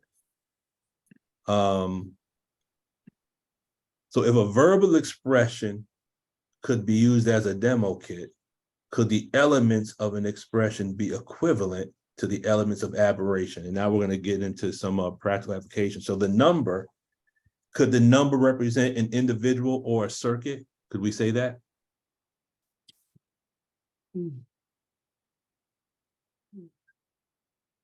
Yes, sir. Okay. Could a variable represent an unknown individual or an unknown circuit? Yes. And could an operation represent an engramming command? Yes. Okay. So now we're just going to look at things. So in other words, if I'm given a number, a variable, and an operation, could these elements represent an individual, an unknown circuit, and a command? Could we say that? Yes. Okay, because when we're processing someone, and the file clerk hands out a moment in time, we might get a person, but we don't know the circuit, correct? Yes. And then the reactive mind might produce a command to keep us from getting to the root of that particular engram, right? Mhm. Or in processing, we could come across a circuit, but we don't know the individual who spoke it. Mhm. And we still have other commands that the reactive mind will use to keep us from figuring this out. So when we're processing, if we look at processing from a mathematical standpoint, we have an equation where we might have, again, we do the case inventory. So we have a list of all the possible inputs that we can use to figure out who caused this problem. But now we got to figure out what is the circuit, yes? Mhm. Or we might come across the circuit and we say, well, if we have a circuit, we know that just like there's no mystery God, there's no mystery devil. So if there's a circuit, one of these individuals in the case inventory had to be the one that produced the circuit. And if they produced the circuit, then 9 times out of 10, they could have produced the injury that produced the engram. Yes? Yes. Okay. Brother Lukman, Yes, ma'am. can we just go back to that previous screen? Yes, we And could. can you give me an example of an individual and unknown circuit? Okay. Let's say we take someone back on the time track. Okay. And we get all the perceptics. And we do this so I can kind of see everyone. Okay. So let's say we bring someone back on the time track. And we get a particular year. Okay, so we have a particular, we're trying to figure it out. Okay, so we might use a flash answer. Okay, how old are you? Boom. They say 12. Okay, what happened to you was there something that happened when you were 12? They might say, okay, there was something at the amusement park. Okay, so now, okay, let's start at the amusement park. Okay, so now we go to the beginning of that and recount it. Okay, now they go through that, and then let's say for some reason, I don't know, a cousin pops up in this recounting. Okay, now, so an individual is present, right? Yes, sir. But we don't know why. Why did they lead us to this event and to this person? Okay, so now the person represents the number, meaning something that was given to us that we can identify. We have the location. But if we're here and we have this person, there's still an unknown variable. Otherwise, the file clerk wouldn't have brought us here, correct? Does that make sense? Yes. So we have a person. We have a person. Remember, number, variable, operation. So we have the number. The word number also represents individual. So we have an individual. But why did the file clerk bring us here? Why the amusement park location, and why this individual? And then based on recounting, we might find out what the hidden variable is. There was something that took place at the amusement park that involved their cousin, and now something else that was hidden comes to view. Does that make sense? Okay. Okay, so the circuit here is the unknown. The unknown event, Which includes event. Yes. Which includes the location and all the perceptics and. Yes. Okay. Yes. Okay. So the file clerk brought us to this location, to this person, but what happened here or what was said here is our unknown variable.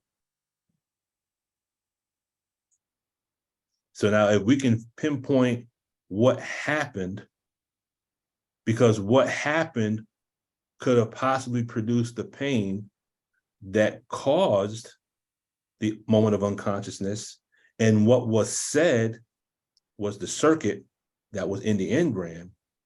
So in this event, we were given 2 parts of the equation, the location and the person. We need to figure out what happened that caused the shift from analytical to reactive, and this cousin is the one that perhaps produced the circuit. Does that make sense?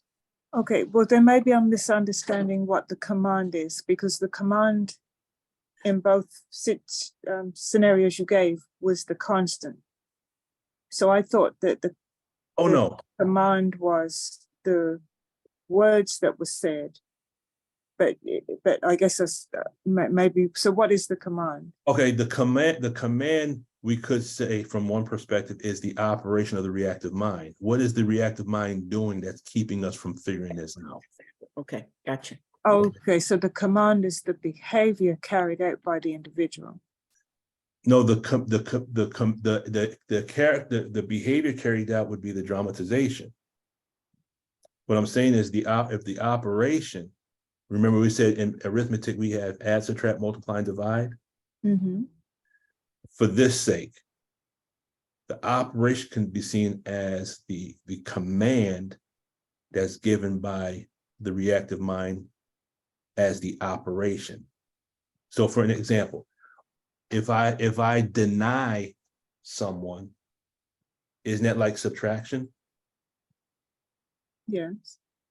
If I'm grouping something, isn't that like adding parentheses? Mm-hmm. Okay. So in the equation, you have a number, a variable, and an operation. The way that we translate this to the tech is the number represents something that we're given. That's something that we know. So for this instance, we have a location and we have an individual. Okay. The variable is what we're trying to figure out. What happened at this location and what did the person say that produced the command, the circuit rather. The Mm-hmm. operation is what the reactive mind is going to do to keep us from figuring this out. Because remember, as soon as you get close, what does the reactive mind do? It groups, it denies, it bounces, it misdirects, correct? Okay. So as an auditor, if you're asking someone a question about this and then they go over here and you say, oh, okay, the reactive mind is using a bouncer. So now what happens? You have a location, you have an individual, now you know the operation. So if you have the location and you have the individual, and now you see that there's an operation in place, the operation tells you you're very, very close to solving this. Because now you just got to figure out what the unknown variable is. What happened at the location and what was said during the moment of pain that brought this whole engram into fruition. Does that answer your question? Sort of, Brother Lukman. I guess I'm trying to looking at the mathematical equation, Mhm. and it's not coming. The parts are just not coming through. I'm just not linking up Okay. where it all fits, it as it would fit into a mathematical equation. So, Okay. We'll go over. We're going to go over a couple of examples. Okay. If we can make that marriage. All right. Yes. But Sir. I think because I think I know with the way, because after the Zoom meetings, I get the impression that you go and you study on certain other things and go a little deeper into it. Is that correct? When I have time, yes. You Sir. have time, yes, ma'am. Mhm. Mhm. Okay. Brother Lukman, I have a quick question. In the example, if you don't mind, No. in the example that you just used with the equation, and you said when you know the operation, and the operation in the example you used was the bouncer. Mhm. I guess my issue is the whole processing part. But my question is, as a pre-clear, are you aware that you are bouncing and denying and doing all these other things? Are you actually aware in your mind when the auditor is asking you a question? And are you aware that you're doing these things?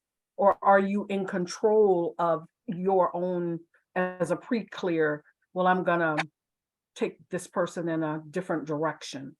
You're making a statement. The pre-clear is making a statement, and the pre-clear thinks the statement belongs to itself. The statement is, what's the best way to explain this? I'm gonna use an example. I'm gonna read from this one book I got, but you're gonna make a statement. You think the statement belongs to you, but you're verbalizing a pre-recorded message. You think it's yours, but it's not. Does that make sense? Okay.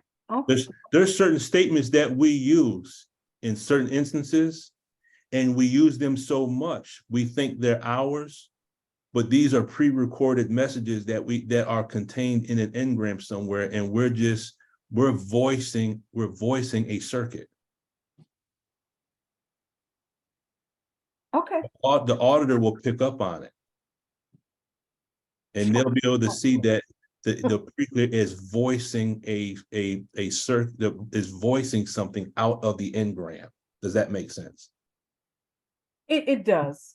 Yes, sir. Okay.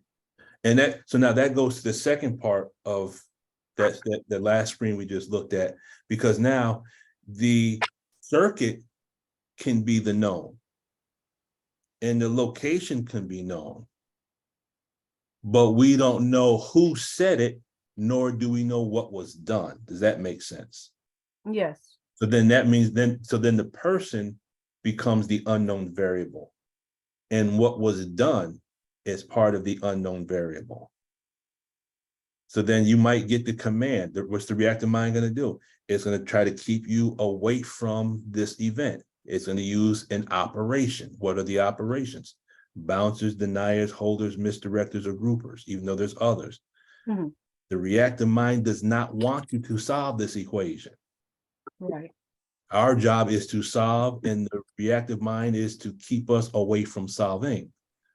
But if I find a location and I have the circuit, okay, because every event had to take place at a particular time, and there has to be a person.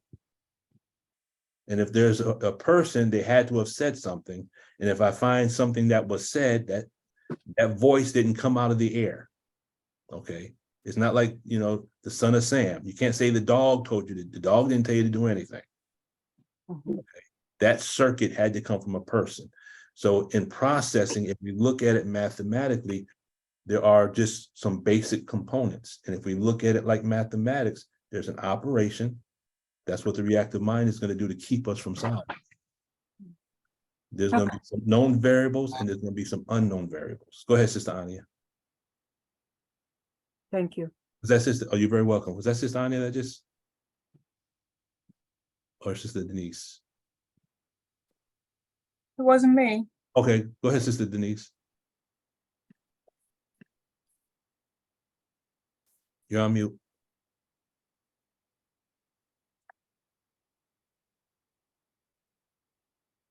Sister Denise, you're on mute if you're talking. If not, we'll keep it moving.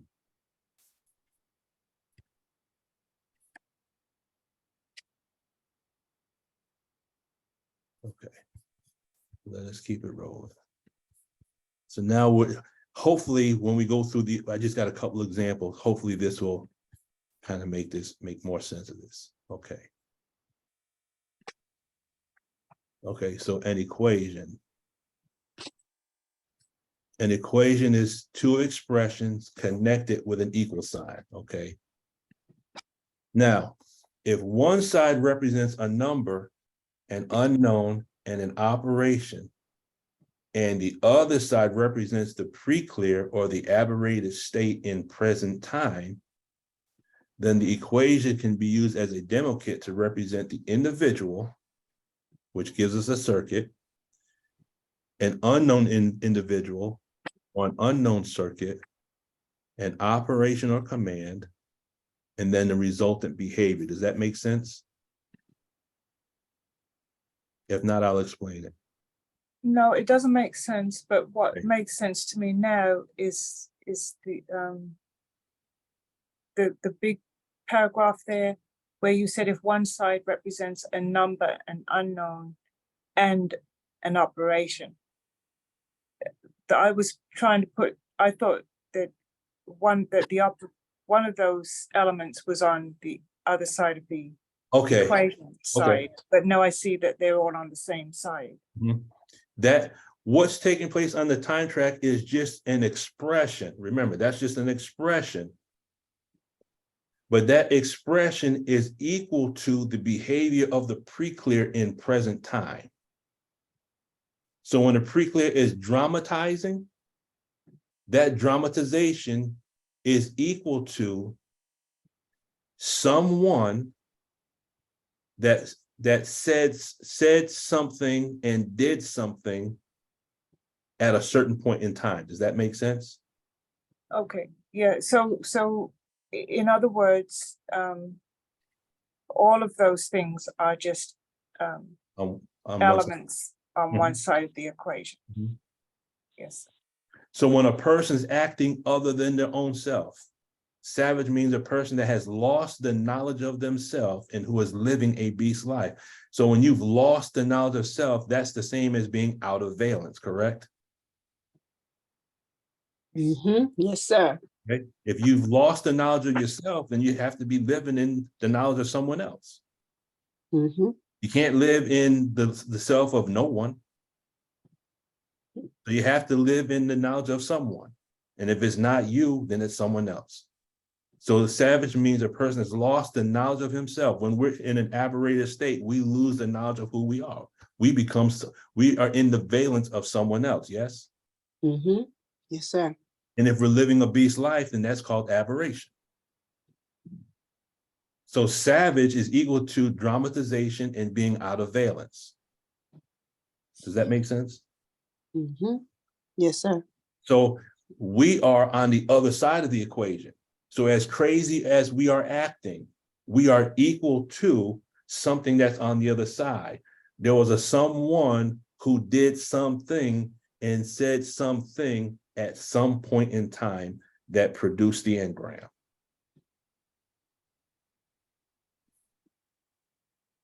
Does that make sense? Yes, sir. Brother Lukeman, what comes to my mind, what I'm getting in my mind is that's the same as saying A equals A equals A equals A. Yes. There is no algebraic expression. There's no verbal expression there to help us make sense of it. Yes, it's all jumbled together. The person is the variable, is the command, is the circuit. Everything is just jumbled together in one mass. Yeah, it's a jungle. It's a jungle, exactly. It's the wilderness. It's a state of confusion.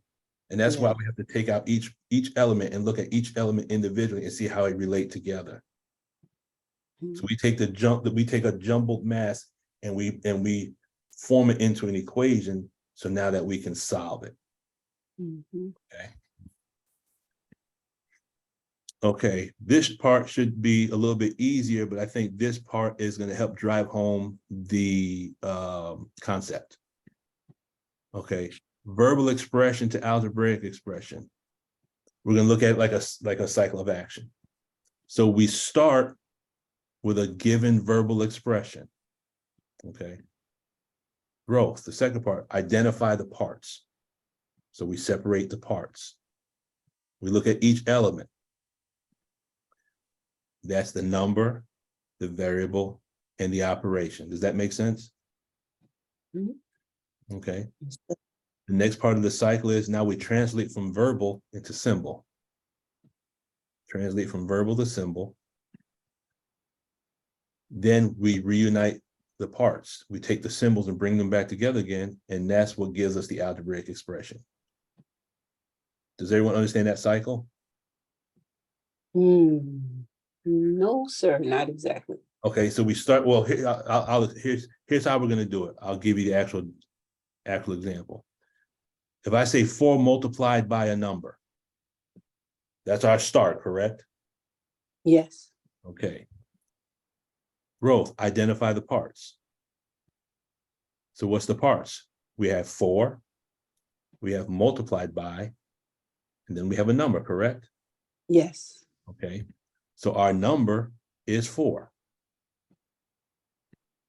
The variable is the statement that says a number.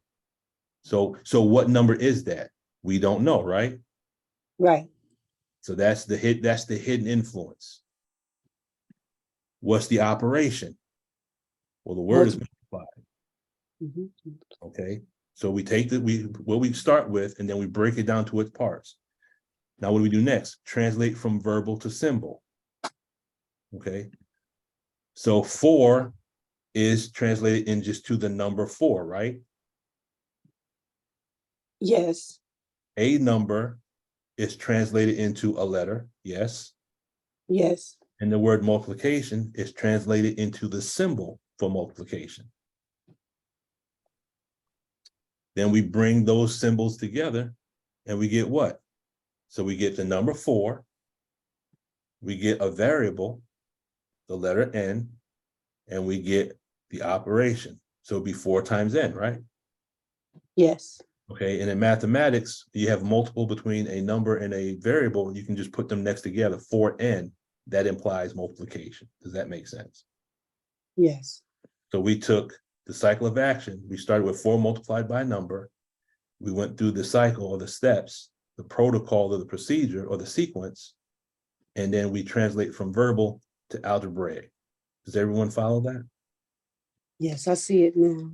Okay. And if you don't, the more you practice it, I guarantee you'll get it. So if I say a number divided by 20, okay, what does a number mean? That's the variable. That's the variable. Divided by obviously is what? The division sign. That's the division sign. And 20 is The number. the number. Oh, it should be 20. I did it real quick. So nope, I'm gonna stop right there. Mistakes don't exist.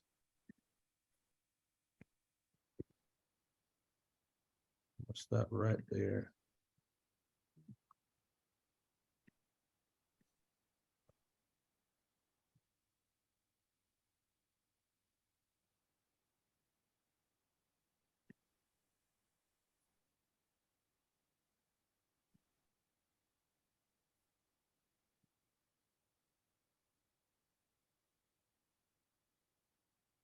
Okay. So then when we rewrite that, a number divided by 20. Does that make sense? Yes, sir. Okay. We're just breaking the expression apart, reassigning each part a symbol or a number, or symbol, a variable or number, and then saying the same thing mathematically that we're saying verbally. Okay. If I say a number less than 10, so a number describes my what? Variable. Okay. Which is any letter Mhm. at this point, any letter you want to use. Less than is what? Subtraction. That's going to be subtraction. Mhm. But now another key point is when you say a number less than 10, that tells you that 10 has to come first because this other number is going to be less than it, correct? Yes. Okay. Okay. So you reverse the order. And then 10 just becomes 10. So that's 10 minus X.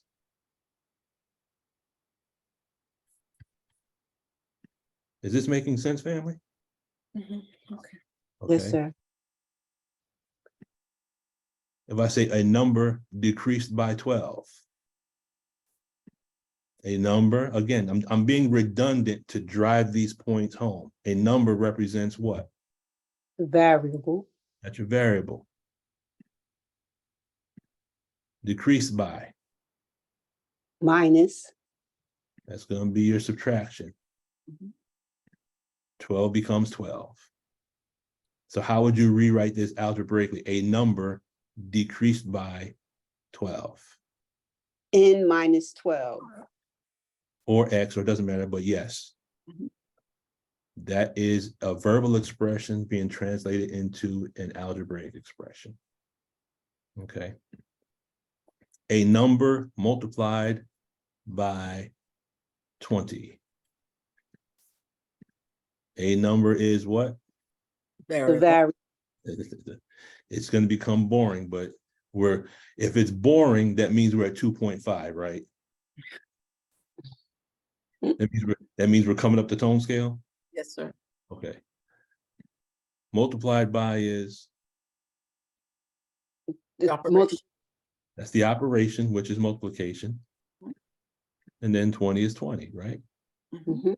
So how would I write a number multiplied by 20 using the mathematical language? N times 20.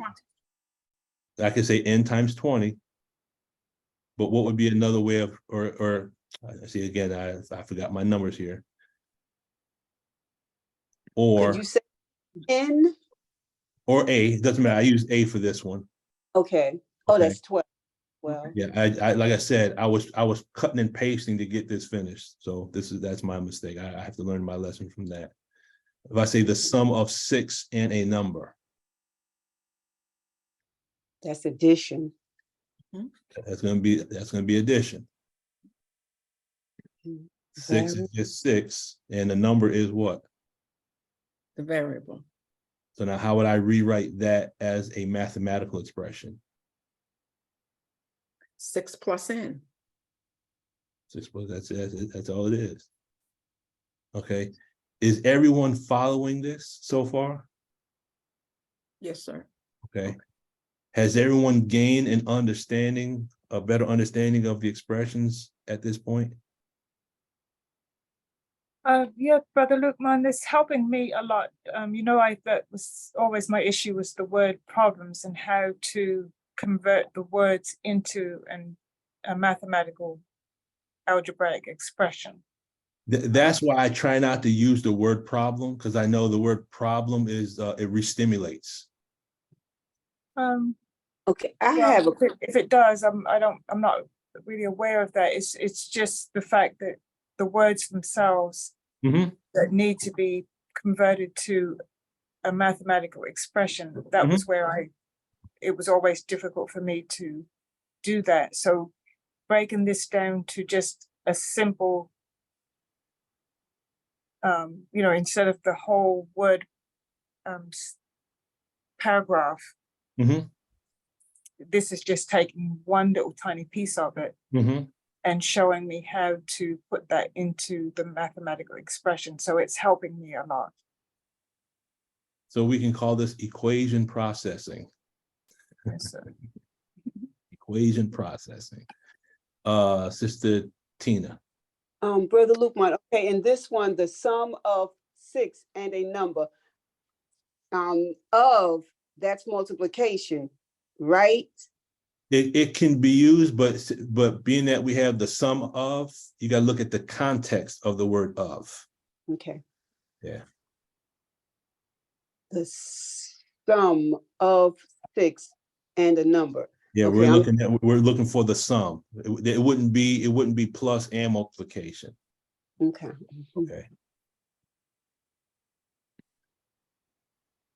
I hope I got this one correct. A number multiplied by 20.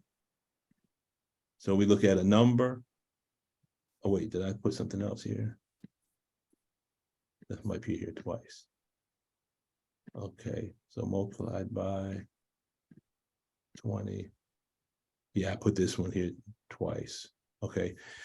The quotient of 12 and a number. What does the word quotient tell us? Is that division? No. Yes, it is. Division. Quotient is division. Well, ask yourself the question, is it addition? No. Is it subtraction? No. Would it be multiplication? No. It would have to be division because there's only how many operations? 4. It's only 4. Okay. So the quotient, I don't know how this screen got mixed up, but I know because I was cutting and pasting. That's what it was. This is my mistake. I don't know how it doesn't snuck in. Okay, here's a key point. Now, if I use the word equations, okay, if I said, well, let me answer this question first. Go ahead, Sister Denise. Let's do this question first before we handle this one. I mean, was it Sister Tina's hands up? Oh, no, you can put it down. It's not up. Okay. Can you go back to the previous screen with the quotient? That screen is erroneous. Oh, okay. Yeah, I was cutting and pasting, and that one slipped through that slipped through. Go ahead, Sister Denise. Oh, wait. Oh, she left. Okay, she's coming back in. So if I say a number multiplied by 36 is 60, now I have an equation, right? So Yes. is the equal sign, Is your equal sign. 60 is the answer. So Uh-huh. that will be on one side of the equation. Yes. And then a number, you got the multiplied sign, so that will be 30n equals 60.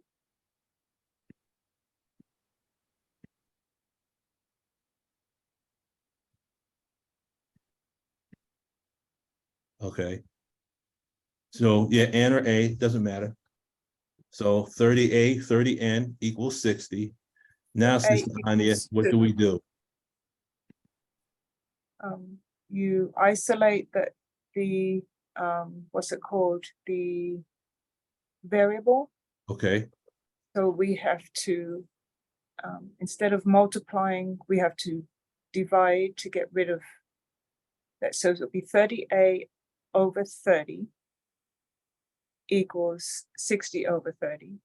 Mhm. And then, so that will be 30 over 30, that cancels out, leaving A. So why does the 30 over 30 cancel out? Because they're equal. Well, what does 30 30 over 30 equal? it equals 1. And there's two characteristics that one has that equals God. What would it be? You said 2 what?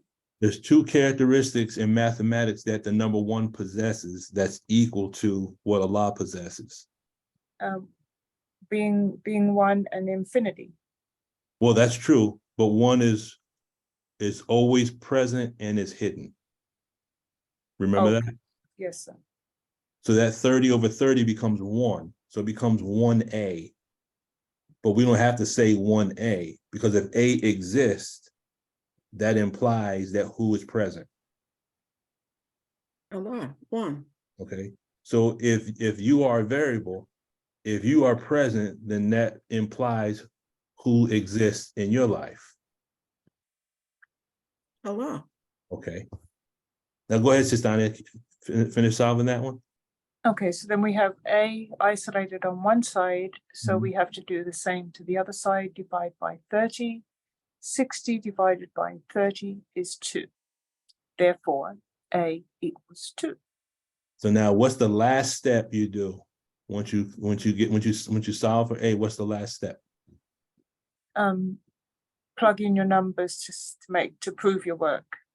So we would go back up here to 30 times A, input the 2, and 30 times 2 equals what? 60. And then 60 equals what? A number multiplied by 30. No, I'm saying, so 60 on one side equals the 60 on the other, correct? Okay, yes, sir. Okay. So now let me throw this question at you. Anyone can answer. I'm throwing it at, I'm posing the question to Sister Anya, but anyone can answer. So when you said isolate the variable, isolating the variable mathematically can relate to what dianetically? Well, I guess in layman's language, it's like saying, what's your problem? What's the root of your problem? Mhm.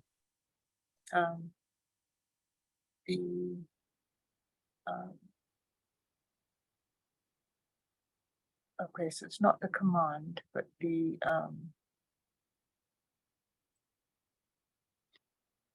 circuit, Yeah, the demon circuit. it could, that, remember that variable could represent an individual, or it can represent a circuit.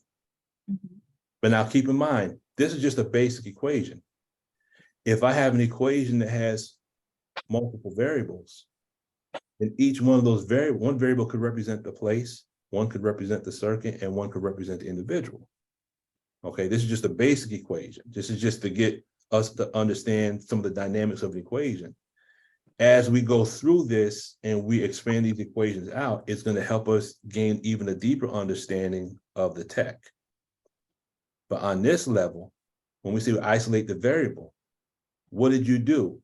You took and moved everything out of the way to get to this one. You want to get the variable by itself, correct? Right. And that's the same thing we do in auditing. All the other stuff, we just get past it. This, okay, I hear this, I hear this, I hear this. Okay, I'm looking for something specific that'll help me pinpoint that unknown hidden influence. And then once I can find that, I can reduce things out. So now when you get everything by itself and you say A equals 2, you've identified the hidden influence, right? Okay, so in other words, let's say if every time I see a certain street name, I shy away from that because I have identified that as the problem. But dianetically, once you take the person down the time track and into the session, Mhm. the person is able to pull up the location, and then they realize, oh, it's not the street name, it's something else on the street. And so they identify a house on the street, or let's just say a garden on the street. Okay, And now then what is it about then the house? they realize that it's not the garden. And then they also realize it's not the house, it's something that actually happened at the house. And then they identify it's not exactly what's happened, it was something that was said at the house. So you keep taking away all those other elements there To get to until, where? until they have that aha moment and realize it was a particular phrase or word or something that was said by an individual. There you go. And then once they pinpoint what have they just done, they have solved the equation. Yes, sir. Does that now make sense, Sister Anya? Yes, sir. I knew it would. It would. I knew it would. So quick summary.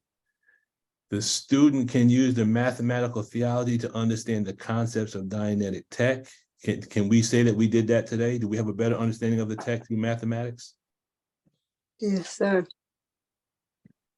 The student can use the mathematical theology to understand, and again, this is my mistake from rushing to get this done, any concept that the student applies their mind to. No matter what you and I decide to study, if we use the tech and we use our lessons, we have the ability to understand anything we apply our mind to. Can we say the study of algebra can be used as a demo kit to study the principles, rules, and elements of the tech? Can we agree on that? Yes, sir. All right. So I hope I didn't confuse you too much. I would really like to hear your feedback, your questions, anything that's misunderstood, so we can make sure we clear before we end the session. Go ahead, Sister Milani. Assalamu alaikum. Wow. I have a bit of confusion when we were talking, and I apologize, I had to step away. I was waiting for a call, but in the use of the operations, because when we had talked before, and we were talking about an equation for auditing, and I understand that process, and I guess I was trying to look at that using operations, and my confusion is because the operations aren't something that is, if we're saying the operations are engrammatic commands. Okay. Whereas the holders, the bouncers, they aren't necessarily always there. And I think my confusion is, if they aren't always there, how does that fit with what we were talking about today as far as putting them into an equation for auditing? Okay. Because they aren't always there. Okay. You know, there's always the circuit, there's always the individual. I think in the equation we used before, it was the person, the location, the circuit. So, you know, the individual is always there, the pain that caused the engram from the first place, and then there's the circuit, what the person said. But when you're doing the auditing, or at least I haven't found so, that there's not always, there aren't always engrammatic commands in there. Okay. It isn't always bouncing or, you know, and I understand that the engrammatic commands are the, you know, kind of defense mechanisms of the reactive mind, but they aren't all, I mean, they don't always show up in that particular way. So that's my confusion of what we covered today.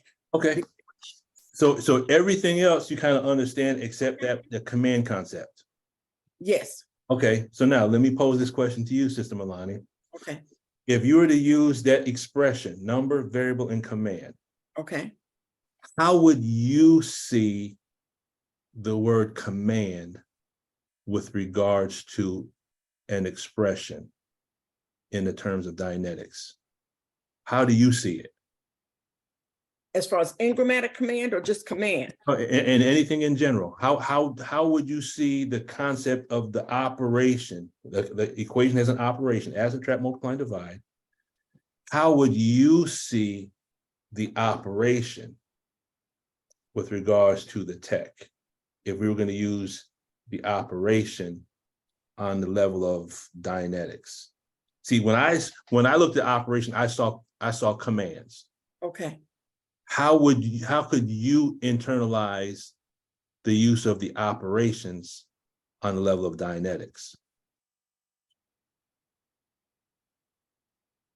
I think I would see the operations as more of the circuit. Well, it was a command, but it's a command that was made by the individual or the circuit more than the bouncers and holders. That's what I would see that as. Okay, so here's how I'm understanding how you're seeing it. Mm-hmm.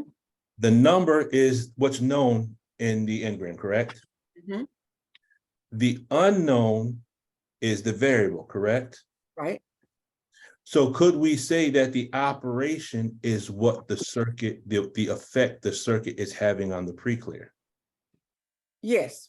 Okay. It's adding something to them, it's subtracting something from them, it's multiplying their confusion, or it's dividing their thinking. Could we say that? Yeah. Okay. So I'm trying to look at it from your perspective to gain a better understanding. It helped me to see it from a different perspective. Then the number is what we know in the engram. That's your case inventory. Right. Right. Now the unknown could be a person that we don't know that's a part of this. We know someone's there, but we don't know who. Mm-hmm. Or it could be a circuit. Something was said that we don't know. The operation could be the effect that circuit is having on us. Because remember, the engrammatic command, not only does it, let's say you have a holder. Let's say you have a holder. Okay. When the auditor is processing, the holder is not only keeping the pre-clear stuck in one spot so that the auditor can't move them up and down the time track, right? Right. But the holder is also keeping the pre-clear stuck at that moment in time, right? Yes. Mm-hmm. And they're stuck in that moment in time based on what? Based on what they hear, which is the what? That's the circuit. Right. Okay. Okay. So if a person is stuck on the time track, we can see that they're stuck. We know there's a holder, but we don't specifically know what the holder is. Mm-hmm. So does that make sense from your perspective? Yes, sir. Okay. Okay. So from the way, really, the way that you just explained it gave me a better understanding. I didn't see it from that perspective. I was looking at the engrammatic command, but really the engrammatic command is holding, but we don't know specifically what's holding them. Mm-hmm. And what's holding them is the effect of what the person actually said. Right. It's the phrase that's holding. It's a certain phrase that bounces. It's a certain phrase that's misdirecting. Mm-hmm. Yeah, So- I think that was the way I was looking at it too, Brother Mhm. Lukman, when I asked you the question initially, Okay. that the command, I was seeing the command as that that which is speaking to the person's mind, making them, keeping them stuck in that behavioral pattern. Mhm. And the way Sister Melanie just gave it was, see, I was looking at the command with respect the effect that the engram was having with the auditor. But by posing that, and really we're saying the same thing, it was just a missing step, because that engrammic command has an effect on the preclear as well. And I didn't, that's the point that I didn't put in. I didn't even look at it from that perspective. Okay. Okay, but that makes total sense because the engrammic command is affecting the auditor and the preclear. Right. It's just that the preclear's analytical mind and the auditor's analytical mind is double teaming the preclear's reactive mind. And that's what allows the preclear to get through the event. Right. Okay. So I'm thankful that you made that statement, because you Sister Ani, are you clear on it now? Does that make more sense? Yeah, but could you just describe the variable? I got the number is what we know. You said case inventory. And the operation is the effect that the circuit is having on us. So if you could just give me the variable. Okay. Now, let's look at it like this. So we have, you're processing someone. You have your case inventory. So we know all the people potentially. There might be a person that the person forgot, but we have a good working knowledge of all the possible people that are going to come up when we finally make contact with an engram, correct? Okay. Okay. Now, we come to a location. So we have a location where the event took place. And let's say we have a person that comes up during this event. But now, as the auditor, we see that there's a bouncer, right? The bouncer is an engrammic command, correct? Sister Ania? Okay, say that again, the bouncer. The bouncer is the engrammic command. Okay, so now the bouncer is going to try to get the auditor away from this event, right? Okay. But when the engrammic command is bouncing the auditor away from the event, who is the reactive mind really trying to bounce away from the event as well? The auditor. No, the auditor, but who else? Preclear. Quickly. Okay. The reactive mind doesn't even want the preclear to know what happened. So if the preclear doesn't know, then the preclear can't communicate that information to the auditor, correct? Okay. So now, if there's an engrammic command, I know there's a bouncer, but I don't know specifically what the phrase is. That's the variable. That's the unknown. But the fact that I have a location, I have a person, and I know there's a command here, then that's telling me there's something here the reactive mind does not want me to solve. And if I have a person, then there must, to me, there must be a circuit. If I have a circuit, then there must be a person. So that variable represents the last piece to the puzzle. Does that make sense now? Okay, yes, sir.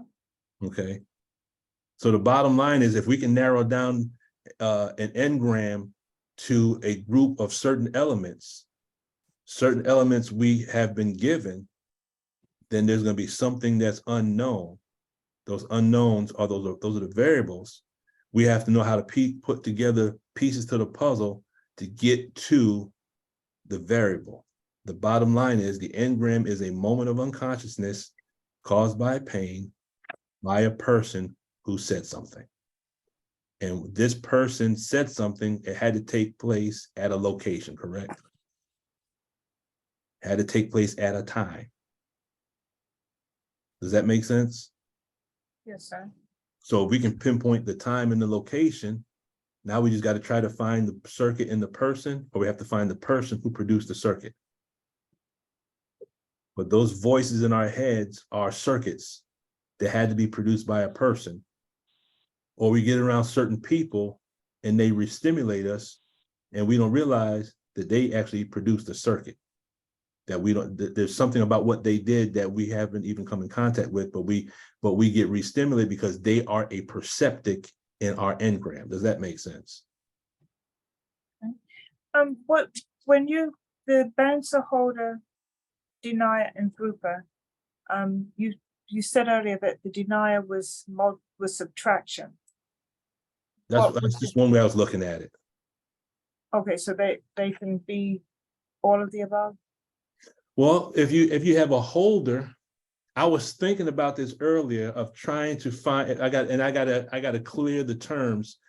I want to go through each of the engrammatic commands, clear the terms, and see if I can equate each one of those to a mathematical operation. You know, when you deny something from someone, that to me, that's subtraction. It could be division. There's a certain way, I just haven't figured it out yet because I didn't even think about it until right before the Zoom meeting, of taking the engrammatic commands and looking at them as operations mathematically, and then it would, to me, it would make more sense. And I do believe it's possible. I just haven't done it yet.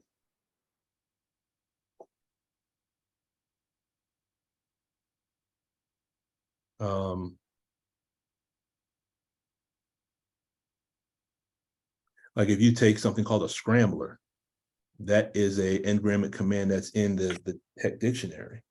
Okay. Now, Sister Tina, I'm gonna throw, is Sister Tina still on? Okay. If I gave you, if I said 3 plus, no, I'm not even gonna do it that way. I'm not even gonna do it that way. It'd be better if I wrote it out. But the bottom line is, if I gave a group of numbers and I took those numbers and I had some were positive and some were negative, and then I had them in a particular mathematical order with operations. And Sister Tina, this is a question posed towards you. If I change the order of any of those numbers, if I had a negative number in there, would it change the output? Yes. It would change, Yes. right? Mm-hmm. Yes, sir. Because you still have to follow PEMDAS, right? Yes, sir. As soon as you input a negative number, there's a possibility it would change the outcome. In other words, if I scramble the numbers, it'll cause confusion. So I'm saying that to say, I believe, haven't proven it yet, I believe that each one of the engrammatic commands can be translated into mathematics, because isn't the root of Allah's language mathematics? Yeah, can we say yes? Yes, sir. Islam is mathematics. Mathematics is Islam. So Okay. Isn't that- the reactive mind still part of Allah's universe? Negative, yes, but still, yes. Okay, so then the reactive mind still has the ability to use mathematics, but it uses mathematics to deceive. Could we say that? Yes. yes, So if we get past the deception of the reactive mind, we should still be able to find some mathematics there. yes. But the reactive mind don't play fair. It don't follow PEMDAS. Don't follow rules. It don't follow Yeah. rules. Yeah. So it might say 3 times 3 equals 12, Mhm. right? That's the held down 7, right? That's why the reactive mind causes confusion. It don't follow PEMDAS. Mhm. It don't say parentheses, exponents, multiplication, division, addition, subtraction. Reactive mind says, I'm going to do it the way I want. I want to add first, and then I'm going to divide, and then I'm going to multiply. What happens? It's going to come out with the wrong answer, but you don't know it's the wrong answer because I'm your reactive mind. You think it's right. Does that make sense? Or did I just add to the confusion? No, yes, sir.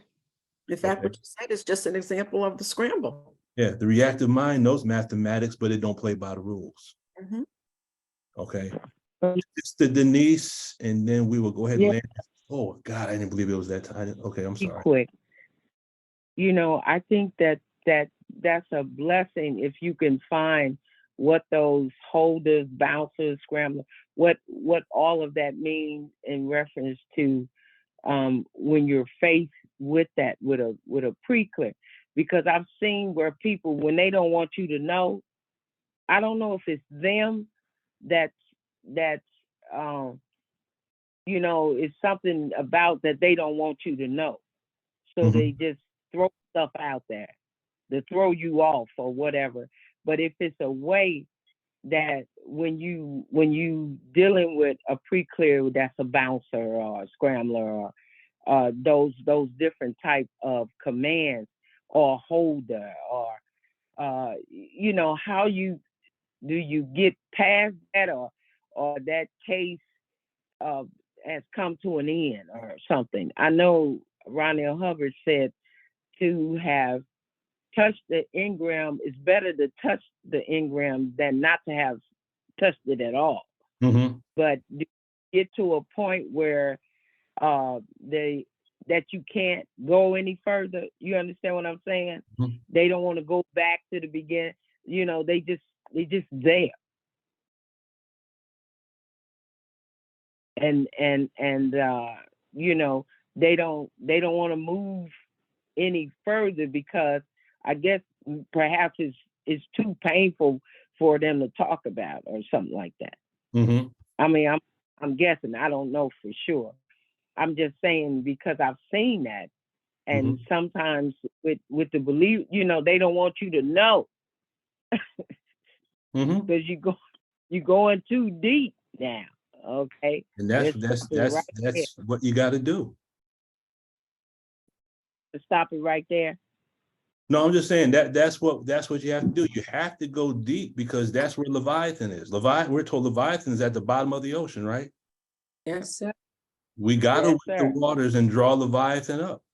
That's, you know, when we were talking about Leviathan, and I looked at the reactive mind and all the stuff we got hidden in the depths and we didn't get into a while ago. We did the book of Jonah. We showed how chapter number 1 of Jonah describes aberration. If you can use the book of Jonah as a demo kit, and we never did deal with chapter number 2, but maybe, you know, we'll do that. Maybe we'll do that at another time. Maybe that there's just so many topics to share, but but that's the whole point when we go to auditing. And that's why I believe as believers we don't, because we don't trust one another. That's why we really have to we have to find auditors with regards to believers that we have a real close affinity to, that have shown that they have our best interests at heart.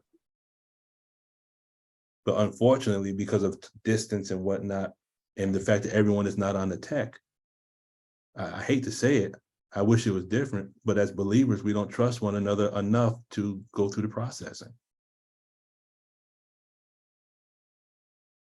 I guess this is where we were talking about how we hide stuff from yourself. Oh, that was on another Zoom meeting. Yes. Right, Sister Jacqueline. Yes, sir. Yeah. So, yes, sir. I can see that, and I can see why. You know, and but we don't get. Well, I was about to say we don't get healed. You know, we carry that around for years, and the person is dead, gone in the grave, and food for the worms. And we still hold that. Yes, ma'am. You're right and exact. Right and exact. Oh, okay. So, okay. So hopefully in the near future, as we gain the knowledge of this tech and we gain the trust of one another, then we can really get brothers and sisters in session and let go of this stuff that we're carrying around, because we don't know, when we look in the mirror, we don't know who that person is across from us and the potential of what they have to make their contribution to civilization at this moment in time. We don't know who that person is. Yes, sir. Oh, man. Okay. Thank you, sir. Oh, you're very welcome. Well, if I have caused any confusion, please forgive me. I know this has been an incredibly inspiring Zoom meeting. The word for today is what? Verbification. Word for today is Yes, verbification. yes, yes. So, if there's anything you would like, any other questions, please feel free to send me an email. I'd be more than happy to address anything if there's still some confusions after the fact. I will continue to do this, God willing, and try to do it in increment steps, because there's another level to the translation of verbal to algebraic expression. And then we go in the exact opposite. We translate the equations into words. And then we're going to get into taking things that the minister has said and try to see if we can interpret it as a formula and look deeper into the minister's words. We might go into Closing the Gap, Message to the Black Man. We might take an article from the Final Call newspaper and see if we can find some formulae. And then if we can find the formula in the minister's words, we can apply those to other aspects of our life, correct? Yes, sir. All right, go ahead, Sister Tina. You can get the last word and then we'll close it out. Yes, sir. Can you please send out a worksheet? Yes, yes, ma'am. I will. I promise to get that to you.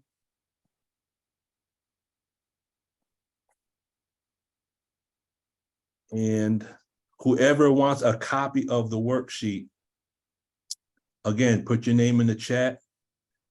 Be specific with regards to PowerPoint and or worksheet. That way, everyone who wants the worksheet, I will send it out. I will send out the PowerPoint so that you can have those notes, and the video, God willing, will be uploaded before 2 p.m. today. I'm gonna try to get on that ASAP. So it's one less cycle of action I have to worry about. So that'll be on the YouTube. Okay, yes, ma'am. I will do that. So that being said and done, family, thank you for your thoughts. Thank you for your cognitions. I know this has been incredible for me. And let us go ahead and close out in prayer. Could I ask a quick question, sir, before we close out? Is Sure. there a difference between the PowerPoint and the video? Because I would prefer the video, because I like the interaction and to hear what was said, whereas the PowerPoint just has the slides. Well, the video I uploaded to YouTube anyway.